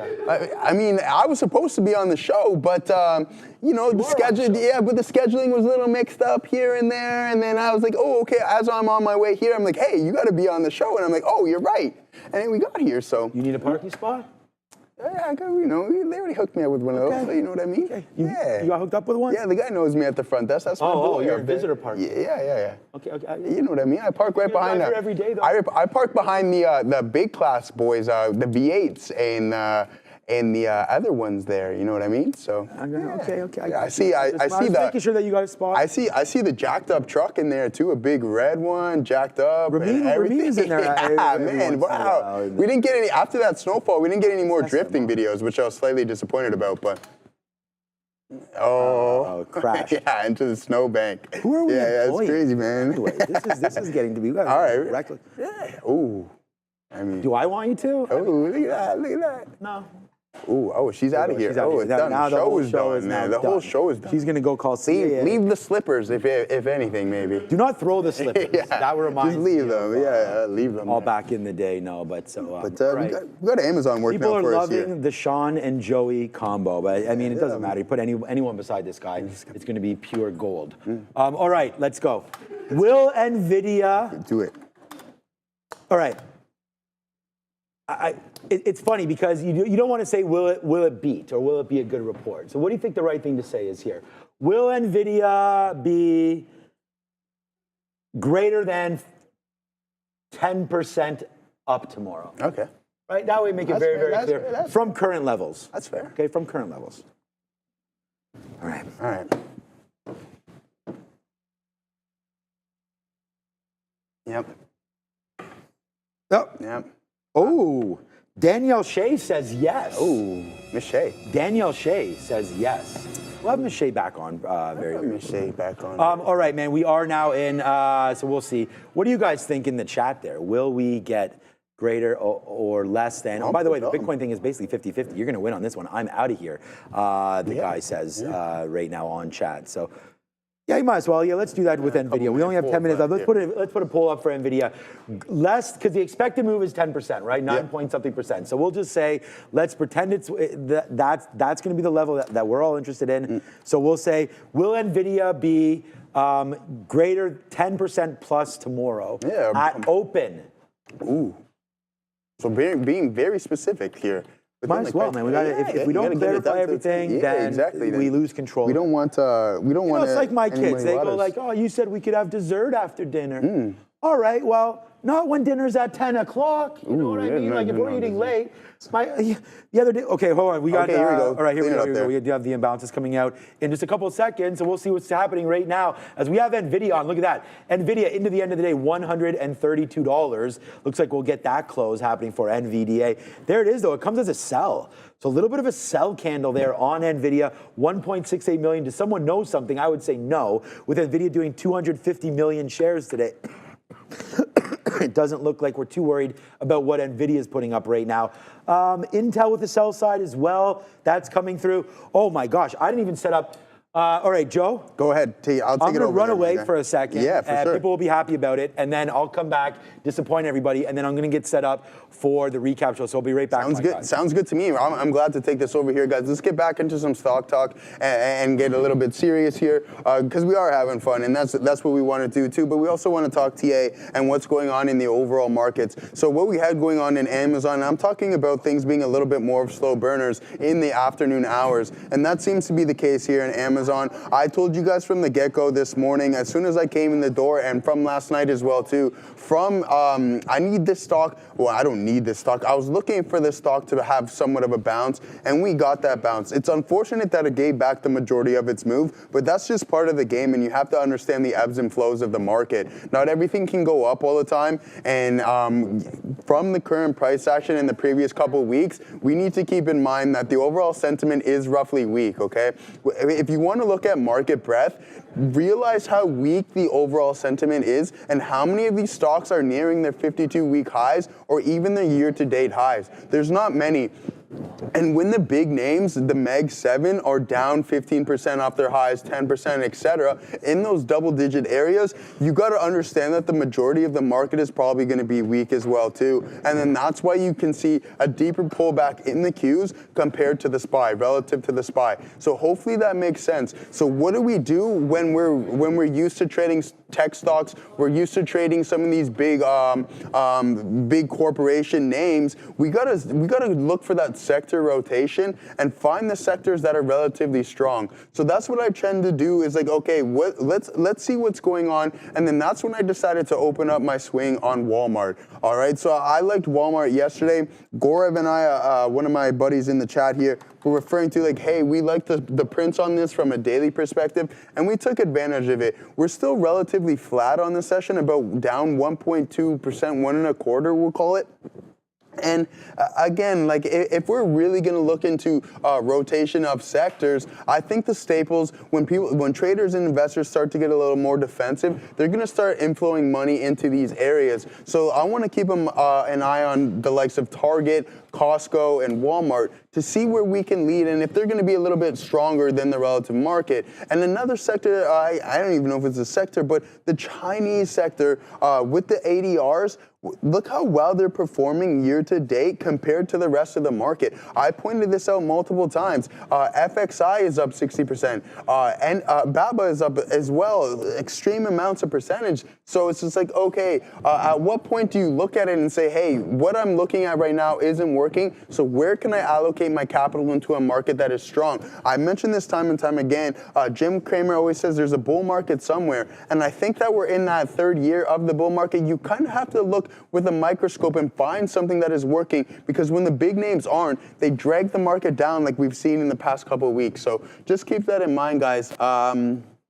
EMT was a great Walmart, you mean, Gorev? Yeah, Walmart. Walmart and, okay, my guy Gorev's in the chat. I'm glad to see that. Hey, BTS. So yeah, my guy Gorev's in the chat here now, and I was telling him, hey, dude, I opened up a Amazon position yesterday as well. So I'm really looking forward to that. The average is really well. I opened it up last night around 7 o'clock. So I really like that one. And then I added as well. So I'm happy with that front. So yeah, again, Gorev, we're just going off of those same signals that I mentioned time and time again. If you were to look from a daily perspective, you're going to see that Walmart and Amazon have the exact same prints, and then we look to take advantage of them. We didn't get that swing in Google that we were necessarily looking for. That was a good shot there of Katina Man walking with the coffee to the big desk. Oh, whoa, that was a good shot there. You see that one there? Yeah, that was a good one. Yeah, I like these BTS. Apple scenes. right now, guys. Okay, you got going on. Tell me what you got going on, my guy. Yeah, we got some stuff going on right up in here. Apple with a nice move up. As we went over to the desk, though, we did miss that. We do have a little bit of shares left, so we'll get out right now on Apple as we're getting ready for 355. A little bit of a turn up here in the imbalances in 3, in 2, in 1. Let's see what now happens with these imbalances. There goes Apple to the north side. So we just stopped out ourselves right there for that dollar. Good win there on Apple, of course. And we had bought this name right down there, so good move upside for Apple, finishing the day at the high of the afternoon. So that was a good little take there. Oh no, what have I done? I need to push this back over. Oh no, that's Apple. Let's just check out on the one that everybody's most concerned with, of course, is NVIDIA. So I don't see it on here. There's SMCI 5150, a nice little bump up there at the end of the day for SMCI. And then NVIDIA. Yeah, oh yeah. We called this play, man. There goes NVIDIA right there to the top side at the end of the day. So it looks like we'll go out at 132 right now on NVIDIA. We'll wait to see what happens in the after hours, of course. IBIT catching a bid, my guy, as well. That 82,000. Boy, did we nail that one today for everybody on the show. That came right in there. IBIT, nice little bounce there into the end of the day. SMR, man, we making that one sing here as well. I'm just going to cancel everything, man, and just get out of everything here because, you know what, whatever winds up happening, We punch out there. We get some 87 halves. Good trade for us.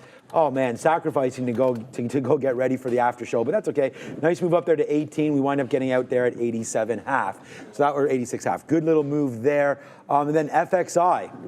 Again, nice trade there to end the day. So we're going to go 4 for 4 here in the after, well, not in the after hours, but in this day. And, I still have an AMD offer there as well. We'll see if that can come through. We'll cancel that right now. We'll get out some FXI here on the way down. And Sharif's getting ready to get locked and loaded as well. We're ready for that big show. Make sure you do join us. We are getting ready for NVIDIA earnings. And today, though, we just tweeted it out as well. So you come over here, go find me at Trader TV Sean. These are the expected moves right now as well for today's trade. So we have into the close, man. We have CRM. We've got Snowflake. Go find me right there. I got to change this because it's getting a little warmer out right there. We got our hood on. Right, You know, right get the summer gear on there. Yeah, guys, get some summer going on. Yeah. Right there. Join me tonight live 4 p.m. with all these live reports. CRM, IonQ as well. Okay. Snowflake, Mara, Joby, getting those helicopters and get going. Beyond Meat as well. C3 AI.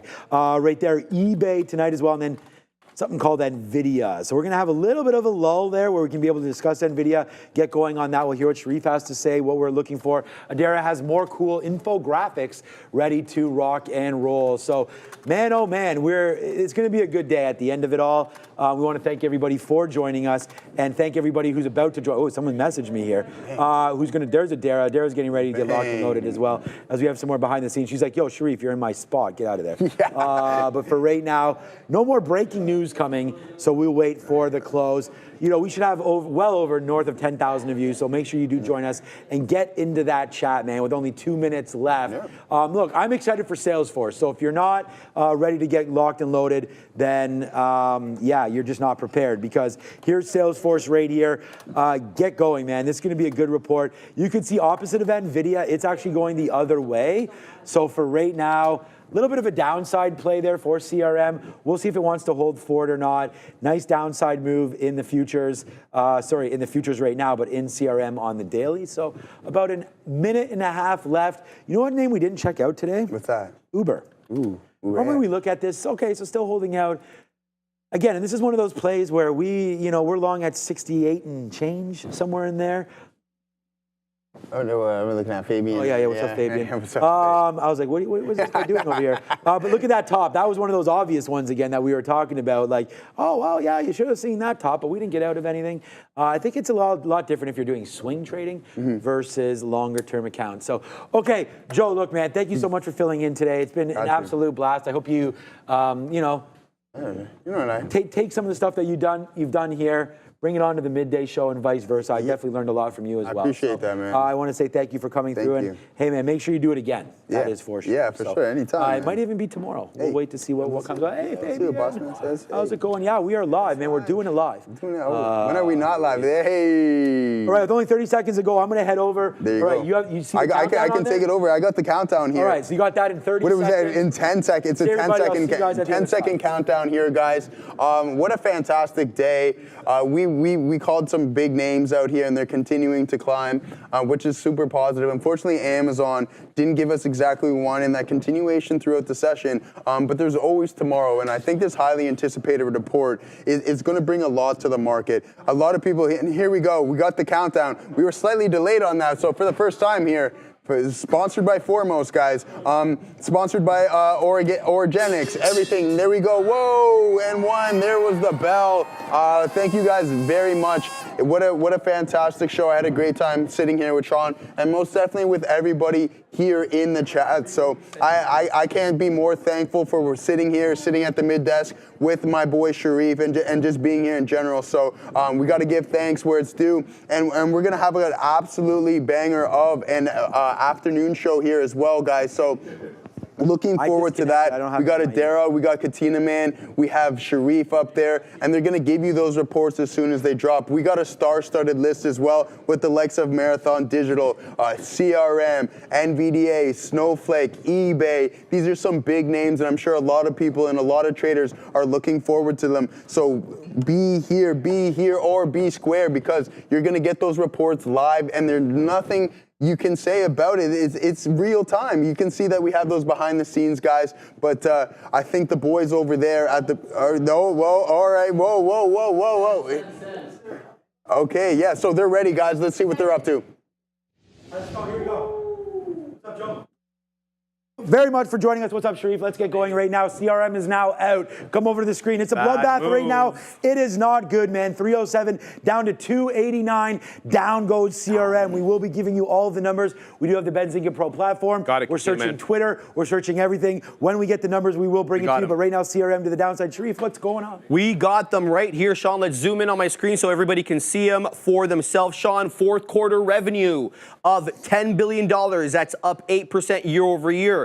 We got current remaining performance obligations. Don't care about that. Full year 2025 revenue, Sean, they're guiding about $37.9 billion. That's up 9%. Subscriber growth continues to grow. Here's what we were looking for revenue, guys. On the quarter, $10.04 billion on earnings per share of $2.61. The implied move, Sean, a nice 9%. This should be a big move down. What do you got on that side? Fail right now on that one. Yeah, down to $280 right now. I want to thank all 11,000 of you watching. We're just getting started, man. This is going to be the best show That's here. already a record. Look at this. Yeah, man. Down here, breaking through the 200 my period moving goodness. average. Salesforce goes boom to that downside. What they were expecting, 261 on that EPS. So a little bit of a miss there. Actually, they beat, right? 278 beats 261. It's the sales that's the miss right now. So Salesforce getting hit to that downside down to 280. Look, for me, man, I think this is a buy. I really like Salesforce. But again, down below the 200 period moving average. Guess what, man? We give it all back. We're right back to September levels right now on Salesforce. So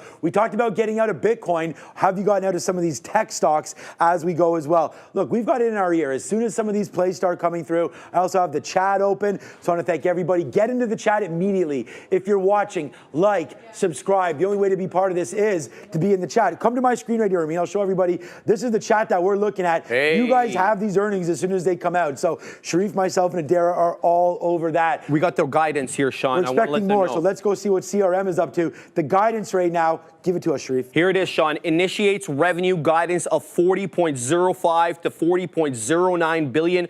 That'd be a nice 7 to 8% bump year over year, but it does seem, Sean, like it was below the street's expectations, at least for now, because we're selling off quite aggressively. You just showed the chart there. Now, with respect to revenue and guidance, with respect to GAAP, their margins, they're guiding about 21.6% on operating margins of 34%. So we'll keep an eye on that. Looks like their operating cash flow growth guidance between 10 and 11% here, Sean.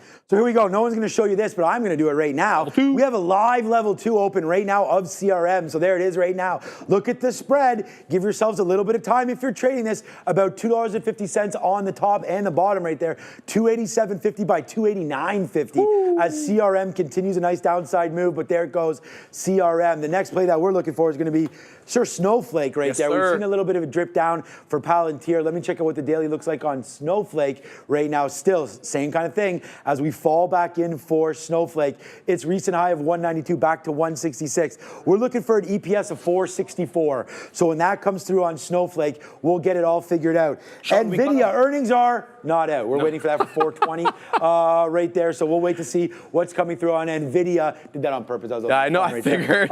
So right down there into 130, 131. Just want to see if it's moving around a little bit. What you got? I want to let everybody know what to expect. So we got Snowflake, guys. If we can go to screen here, expected at 405, Sean. Likewise with Mara. Ionic or IonQ, whatever you want to call it, 405. We got Joby at 405. BYND also expected at 405. The list goes on at 405. AI, C3 AI, that is.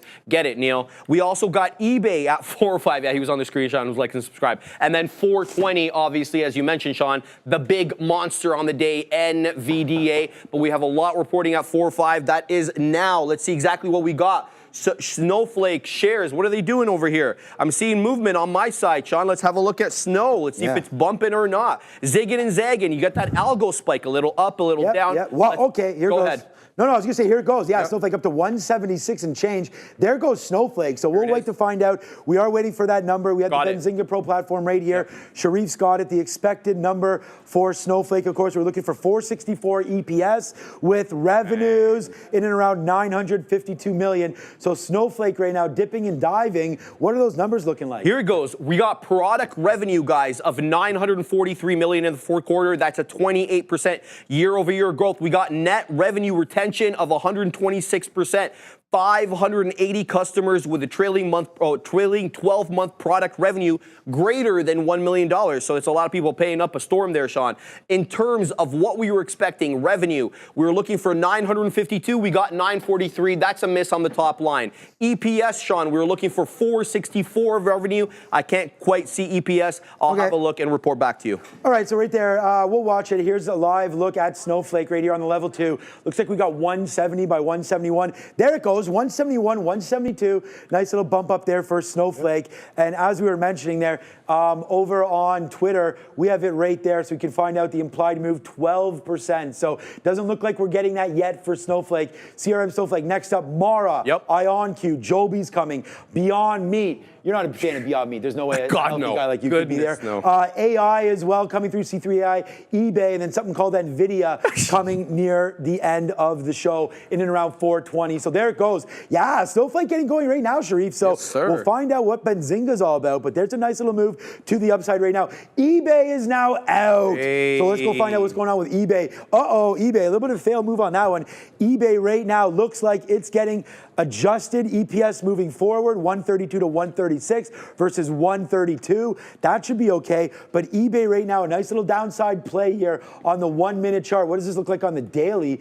eBay right now pushing 64, so below the 50 period moving average. eBay right now, right where that tick is, looking like we're getting a downside play now for eBay. Over 13,000 of you are watching. I mean, we're not messing around. We're being live here. We started the show at 8:30. Sharif and I are still here for you. Absolutely. It's 4 o'clock. Let's get going. It's eBay. Do you have the numbers yet? I got Ion. I don't have eBay numbers quite yet, Sean, but I got Ion Q over here, exceeding the high end of the guidance here with revenue of 43.1 million. The street was looking for a little bit more than that, representing a 95% year-over-year growth. They're also exceeding the high end of the guidance with respect to full year bookings, about 95.6 million. The street was looking for 97.97 from what I'm seeing there. Earnings per share, negative EPS of 25 cents expected for IonQ. Let's have a look at how it's trading, Sean. Is it moving up or is it moving down? Well, it looks like it's moving down 3%. We're still off the lows of this morning, though. Let's see if this can find support, Sean, at $28. All right, quick little update on CRM, man. This name got going back up to the upside. Whoever took advantage of that. We talked about that CRM went right back down into that level again, and you can see right where we tagged. The 200 period moving average was 288, guys. So 288, 289.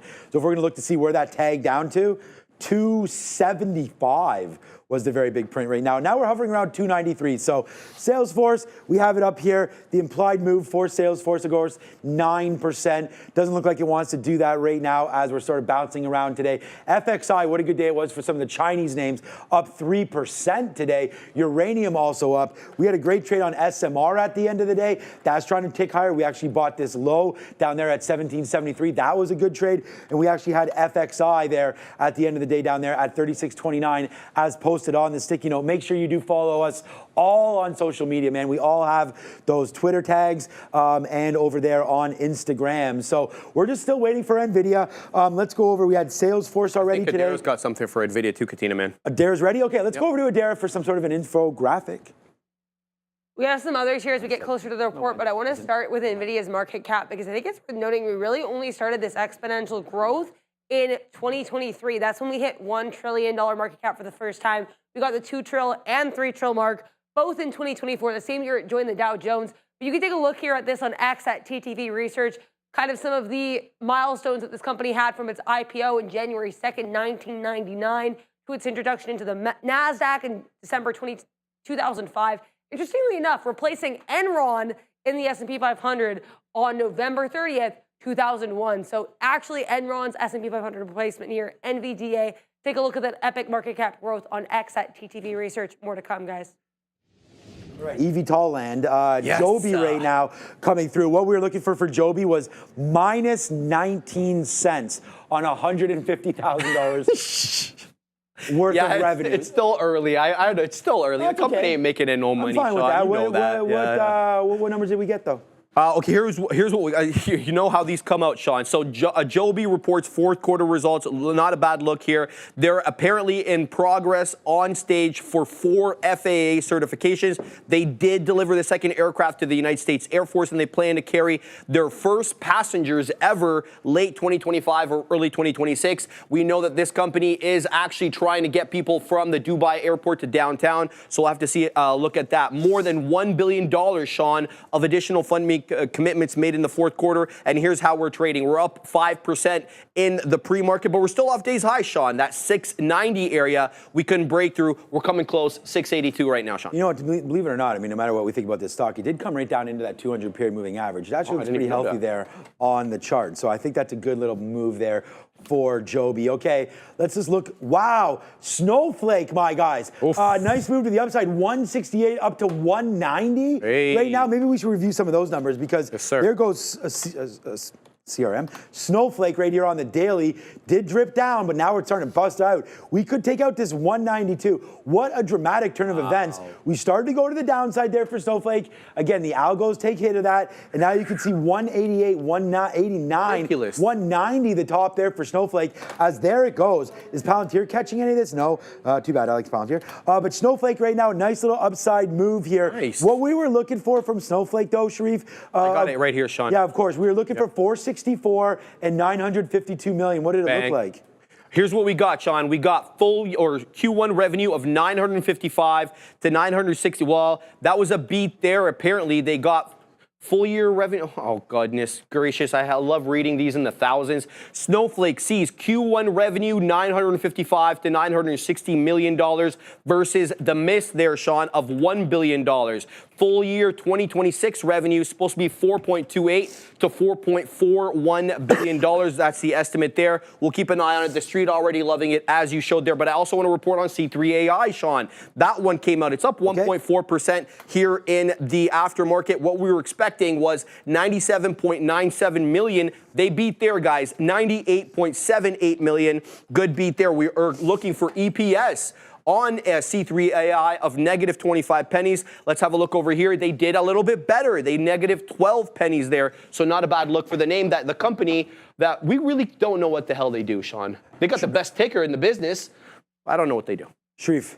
What do we We don't have 11,000 people watching. We got. We don't have 12,000. Okay. We don't have 13,000. What do we got? We don't have 14,000. Are you kidding me? We don't have 15,000. That's got to be a record. We got 16,000 people watching right now, my guy. We want to thank everybody for coming through one more time again here. Let's keep those numbers going. Hit the like, hit the subscribe. The only thing I was noticing is 16,000 people watching. What? 1.7K. That's not going to Let's get that going up, man. That's you guys got to hit the like button, or we're going dark. eBay's out. There's gonna be no more NVIDIA. I have NVIDIA right here up for you. I'm gonna keep a live NVIDIA tracker right up here. So you're gonna see this. If you're ever on my screen, pay attention up here. This is the ask price right now, $131.85. Look at everybody in Stream Deck just coming in and subscribing. We want to thank all of you for all of that, man. We are putting it up eBay's again. tanking. eBay tanking. Yeah, well, you know, when's the last time any of us shopped on eBay? I mean, not that we are the ones or anything like that, but there goes eBay. Nice little move down to the downside, over $63 now, but will it hold? We will wait to see. Right now, this is better than the Super Bowl. I stopped watching the Super Bowl at halftime, man. Yeah, we are now 5 minutes away from NVIDIA, so we're really excited for that one. Let's just have a quick look to see if NVIDIA is moving at all right now, down to 131. NVIDIA is pulling back just a little bit. Let's go over to Adara. What's up? Ahead of this report, I really want to remind you guys of what we're expecting or looking for today. So consensus estimate here, what I was seeing for earnings per share, 84 cents. We're looking for revenue here of $37.72 billion. It is worth noting, though, that sometimes these estimates that we see aren't necessarily the estimates the street goes with. But either way, did want to provide some context. Now let's talk about the stock move. NVIDIA does tend not to move that much on earnings day one. There's a graphic that you can check out on X about that. But last time we moved about 0.5%. That's pretty standard for NVIDIA. However, this implied move is a heck of a lot larger. We are expecting a 9% move to the upside or downside after this report. So very large NVIDIA implied move, especially when you compare it to their previous move, guys. Back to you. Over to my screen. Look at all these subscribers that just popped in. Streamlabs can't even keep going. Thank you. Over 2.5K. Not only that, we've got some fan funding. I just want to not forget everybody. Thank you to Kyle. Thank you to Daniel Brown. Lingering Catapult. Thank you so much. Danielle Shea. Thank you so much. Ronnie Boy. David Treziak. All of you, thank you so much for your continued support here. And we are watching live right now on the chat. I'm going to go to live chat, not just top chat. But you know what? A lot of people are wondering about eBay, because eBay right now does continue that downside move. So there's a quick look on eBay. Just want to look at that. They reported they're down. Salesforce reported they are now down again as well. So Salesforce started going there a little bit, now down to 290. That's another big one. But Snowflake lighting the torch today. That looks like they're going to carry it for now up to $186. But yeah, what's going on with eBay? Yeah, I got them right here. So it looks like it was a beat on the top line, or the miss on the top line, but a beat on the bottom line. So we were looking for 2.58 billion. They printed 2.52 to 2.56. So that's a miss there. EPS, we were looking for a $1.20. They were able to shore up cost, Sean, a $1.32 to a $1.36. Not too bad, beating that $1.33 estimate. I have a $1.20 estimate over here. It doesn't matter though, Sean. If this was if this was live trading in the actual market hours, we would be SSR right now because we dipped below 64. We're down 9.42. We're a few minutes away from NVIDIA, but eBay's already giving you something to talk about, Look baby. at those calculations. We don't have 15,000 watching. We have now greater than 16,000. Ridiculous. So there it goes right now. Thank you so much. I want to give a big shout out, man. This guy, Michael here, live from a trading floor in Chicago. I'm a Packers fan, but okay.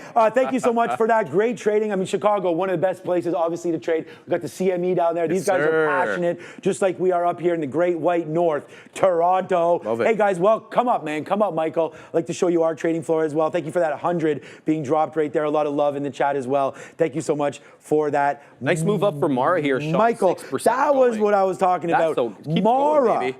Mara time. So what we were looking for MARA, do you have those numbers? Because I Mara do. right now was minus 12 cents expected. You got We it. are looking for about an 11% move on Mara. They're out at 405. Marathon Holdings, a nice little move to the upside right now. We're going to show up 6%, but it was actually, it's up much more than that because we did have a downside move. Yeah. So it looks like from the close right there, 1240 with a high of about 1330 or so. So up nearly $1 on Mara. So what we got over there? Here's what we got, baby. We got Q4 adjusted EPS of a $1.24, handily beating that 68 penny estimates. Sales of 214.4 million, Sean. Again, handily beating that 186.4-ish that the street was looking for. So we'll have to wait and see how this one trades. But this one is a bamboozler. Keep your eye on it. Taking out $13 already, Sean. But we're still below yesterday's high.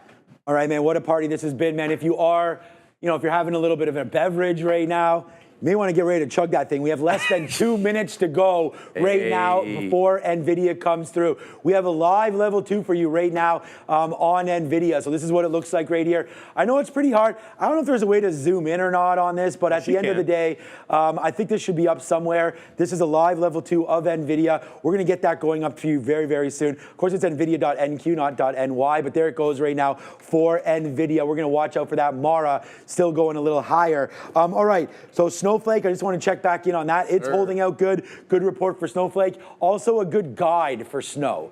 So if that's going to be a harbinger for this trade here on NVIDIA, I don't know. For me, I'm looking at, honestly, Sharif, I think NVIDIA's numbers are going to hit. I think they're going to be better than expected. Yep. I think their EPS is going to be higher. I think their net sales higher. Okay, what we worry about is the guide. That's the thing. That's the thing. Right. And is it going to be as good as the street wants? The street's greedy, Sean. They want the most amount possible, and NVIDIA's like kind of a victim of their own success. Right. They keep doing better and better and better, and every time they do better, people expect more. Current PE though, hovering around 30. Decent. So I had someone text me today, and they're like, "Okay, it's NVIDIA time, right?" And Hi, I'm like, Ram. "What's up, Remain?" They were talking about it, and I said, "You know what, though? What? It's kind of priced right now. I like 30. With a 30, a PE around 30. We should be able to deal with it. Let's see what happens with NVIDIA. It is now, all right, so it's waiting, now, baby. It's now 420. So what's going on, Jensen? Where's the numbers? All right, so here's Here we NVIDIA right now. go. 130 years, 129, 128. There goes NVIDIA, 127. NVIDIA's coming to the downside right now. Back up to 129. All right, so right now, NVIDIA, we will drop those numbers for you when we get them, but it looks like NVIDIA's out. Announces financial results. The numbers are now out. NVIDIA is saying, They beat on the top and bottom They're line. turning it around right now, Stone Cold Steve Austin style, up to 135. Bang. NVIDIA, just as our boy talked about it, beating 89 cents, beats 84 cents. Sales 39.3 versus 38. NVIDIA right now rocking to the high There it side. is. There it goes, 135 and change, 136. Here's a live level 2 of NVIDIA. We're starting to get back up to the upside again. No size, no problem. Bye-bye 136. Thank you all, 17,000 of you. There it goes through 137. Let's watch out to see Unreal. what happens here with NVIDIA. Yeah, let's go. Hit those sirens. We are upside. What does it look like on a daily, though?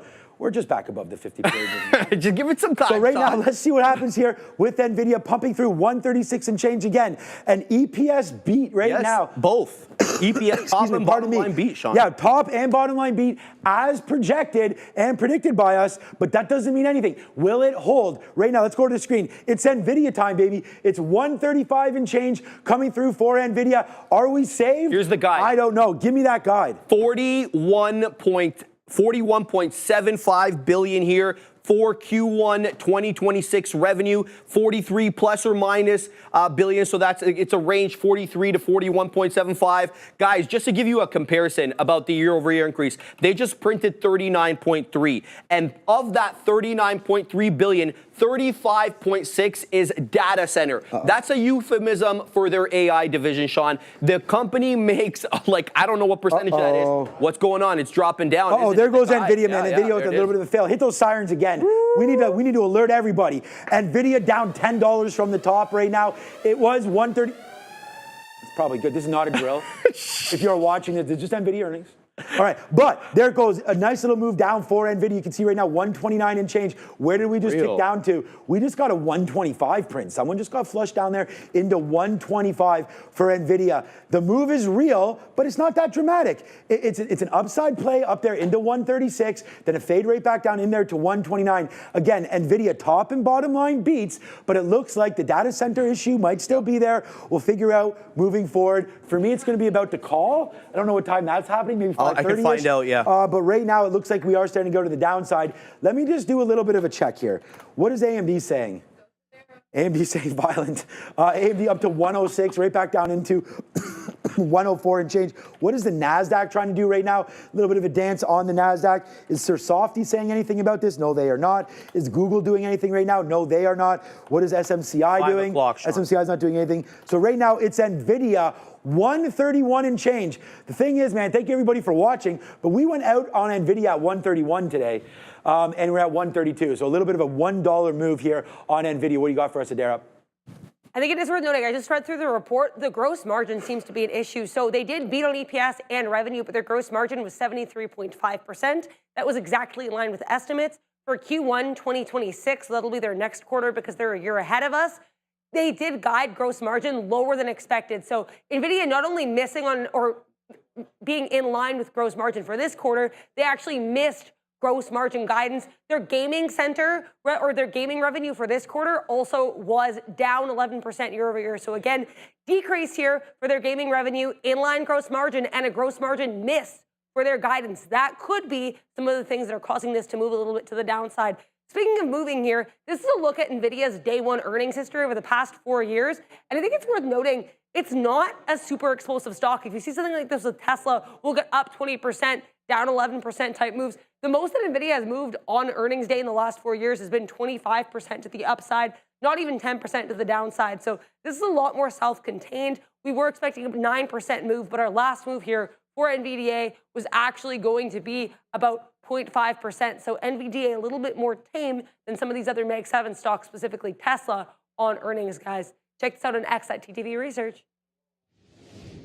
Not 16,000, not 17,000, 18,000 coming through again. We want to thank everybody for all of that. Hit the like, hit the subscribe. There it is right here live on your screen. 17,988 was the highest that I saw. Wow. Over 2.8K. Hit the like, hit the subscribe and everything. Yo, shout out to Harry Lou over here. He's like, Sean's so excited he may lose his voice. Thanks for toughing it through. Hey, man, we're here. We're here for everybody. We're on air all day today, and we're doing it right now because you know what? You're doing it live. We're doing it live right now. So let's just check out what this vote says right here. Will NVIDIA be 10% up at open tomorrow? Oh, wow. We got a yes, man. We had 65% yes, but again, a lot of those votes obviously pre this move. But guess what? Is battling back. It's back up to 132 and change. Don't leave us, man. This NVIDIA play is not over by any stretch of the imagination. It looks like we're just hovering in and around 132. Let's wait to see if there's anything else coming out. You talked about a beat all over the place. It was. Let's show them here, Ram. So I zoomed in quite well over here. We got EPS, Sean, of 89 pennies. That beats by 4. We got revenue of 39.33. That beat handily by 1.17 billion. Now, the guide. It's always about the guide, right? We're looking for 2024 revenue of 43 billion. The consensus was 42.05, plus or minus 2%. We also got GAAP and non-GAAP gross margins expected to be 70.6, about 71%, plus or minus 50 basis points, Sean. We're also looking for GAAP and non-GAAP operating expenses to be approximately 5.2 and $3.6 billion respectively. And last but not least, other income and expenses are expected to be about $400 million, give or take 1%, Sean. So a beat on the top and bottom line. We'll have to wait and see what the market says tomorrow. Look, I've never heard of this this broadcast or publication or anything like that, but we had more than double what Bloomberg's live stream had. Why would anyone watch? So we had more than double of you. The smart money is right here. We want to thank all of you for that, because you know what? We doing stock blitzes. Hey. We doing trader talks. We doing all of that. We doing breaking news as we go, man. And later on, we're gonna have the roll call as well. Hey. So stay tuned for that as we go. And what? We have a dare out the screen. Bang. So this graphic here has NVIDIA's fiscal revenue for the year every year since they have been public, because as we just mentioned, we actually just finished Q4 2025 for NVIDIA, so we cannot have that yet. We obviously just reported, but it's worth noting fiscal 2025 was NVIDIA's first year over that $100 billion revenue per year milestone. Last year, though, we still did pretty well here. Almost 70 billion in revenue for for fiscal 2024 for NVIDIA. And it's worth noting, we talked about that parabolic market cap growth on one of our last graphics we just looked at. The revenue growth is pretty similar, pretty steady, and then we get this push to the upside, specifically in 2023 and 2024. So NVIDIA, Jensen is all smiles. He has every right to be, and he will be on CNBC at 7 p.m. So make sure to be aware of that. Back to you. Not 1 trillion, not 2 trillion, 3 Yeah, trillion. I know. This guy's done a lot with a little, that is for sure. So mad respect there for Jensen as we go. But hey, man, I know it's NVIDIA's world and we're all living in it, but we did have a few other reports there today. Did, so right now, NVIDIA 131. Look at all the subscribers coming in, man. We want to thank all of that. Streamlabs can't even keep up. All right, Salesforce right now. Still a downside move into 291. So Salesforce, not great, not horrible. 310 down to 291. What it looks like on a daily chart for Salesforce, I believe this is a buy right here at the 200-period moving average. Maybe we'll dip into some of that as well. The loser of the day, of course, so far anyways, was eBay. That's a big move down there, over 10% from 70 down to 64, roughly 10% in or so, maybe a little bit less than that. We did also have Snowflake was the big winner, though. I don't know, big winner. I mean, we're looking for a little bit more. It has come back in a little bit there on Snowflake. Look at NVIDIA trying to go right now, 132 right now as we have a look on our live level 2 screen right here. So decent size happening. We got about 8,000 shares right there at 131.80. Did you cancel your bid? That might be your bid over there. There's 131 coming in again. That's going to get hit. A lot of volume going through right now on NVIDIA. The time in sales also going pretty hard right now. Lots of volume, over 300 million on the day there for NVIDIA as we go. Do not look at the charts. Those will stop working soon on our server side. So Snowflake right now up to 183 and change as that's starting to go. What's it doing for the broader market? Not much. The NASDAQ kind of holding forward as expected. I mean, NVIDIA will move $5 or $6 just like that throughout the day anyways. So right now it looks like the NASDAQ is just holding out. Wow, what a super Should we chat. should we let everyone know when to expect the earnings call? Not until I deal with this. Okay. Bang, right there. $250 super chat. Are you kidding me? What are we doing with this $250? Okay, we're gonna. That's a great question. We'll figure this out, man. We've got $350 worth of super chats. Thank you so much to Long This right there. NVIDIA saves the retired day trader for once, right there. Fantastic name there. We're really glad that Long This saved. I don't know how you were saved. I mean, but I don't know. It looks like a decent move. At least it didn't crank down. Absolutely. Right there for NVIDIA. So thank you so much to Long This, and thank you so much to Michael as well. Hey, Michael. For your super chat, man. We love that. Thank you, Long This, a very, very long time member as well. We do have the best trading community in the world. I just saw someone say, damn, Daniel, what's up, Juan Velasquez, again there today. So, hey, man, overall, a really great day and a big day, right? Fantastic. And it's really sponsored by NVIDIA. We want to thank everybody for watching here with us today. We're going to go dark in just a couple minutes, but NVIDIA, why don't we review the numbers? Do you have them up again? Yes, we'll do that for you guys in just 1 second. If you come over to the screen, though, this is NVIDIA's 1 minute chart. This is what we look like on the daily. We're bouncing off of the 200-period moving average right now at 125 and change. So what did we get out of NVIDIA? Let's talk about it, Sean. EPS Easy beat, 89 pennies. That was a beat by 4 pennies. Revenue, 39.33. That easily beat the expectations by 1.17 billion. The outlook, the guide, we're expecting 43 billion versus that 42 billion expected. So that's a beat there. GAAP and non-GAAP gross margins. I can't believe they make 70% gross margins on a physical product. That's insane. Usually you get that on software and not physical products, Sean. So that's what we're looking right now for NVIDIA. We'll have to see how the market digests this. Well, we're up 4%. We're below that $1.40. Let's see if we can get above that $1.50. It's been an elusive level, Sean. But I want to let everybody know, here's what to expect in terms of the calls. NVIDIA starting in about 29 minutes at 5 o'clock. Likewise with Salesforce, that'll start at 5 o'clock as well. Snowflake, Sean, also 5 o'clock. eBay, 5 o'clock. You're going to have to record these if you're invested in all these at the same time. Paramount, I don't really care about these. These are the big ones right now. eBay, 5 o'clock. Snowflake, 5 o'clock. Salesforce and NVIDIA, both 5 o'clock, guys. If you're invested, make sure you listen to the call.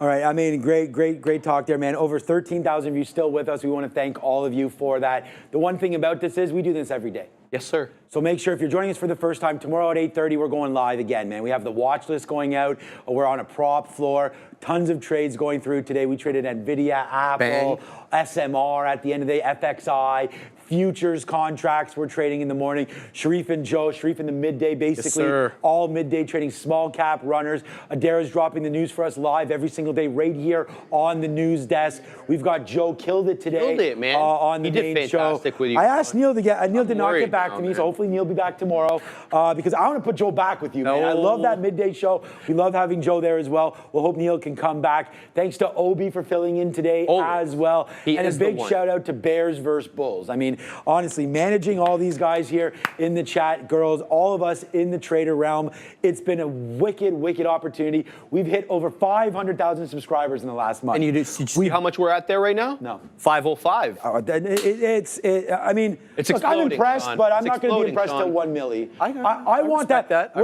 We've got the silver button or whatever that is. What's a million? Gold button? We want that. We want that YouTube play button. Where's that platinum one at though?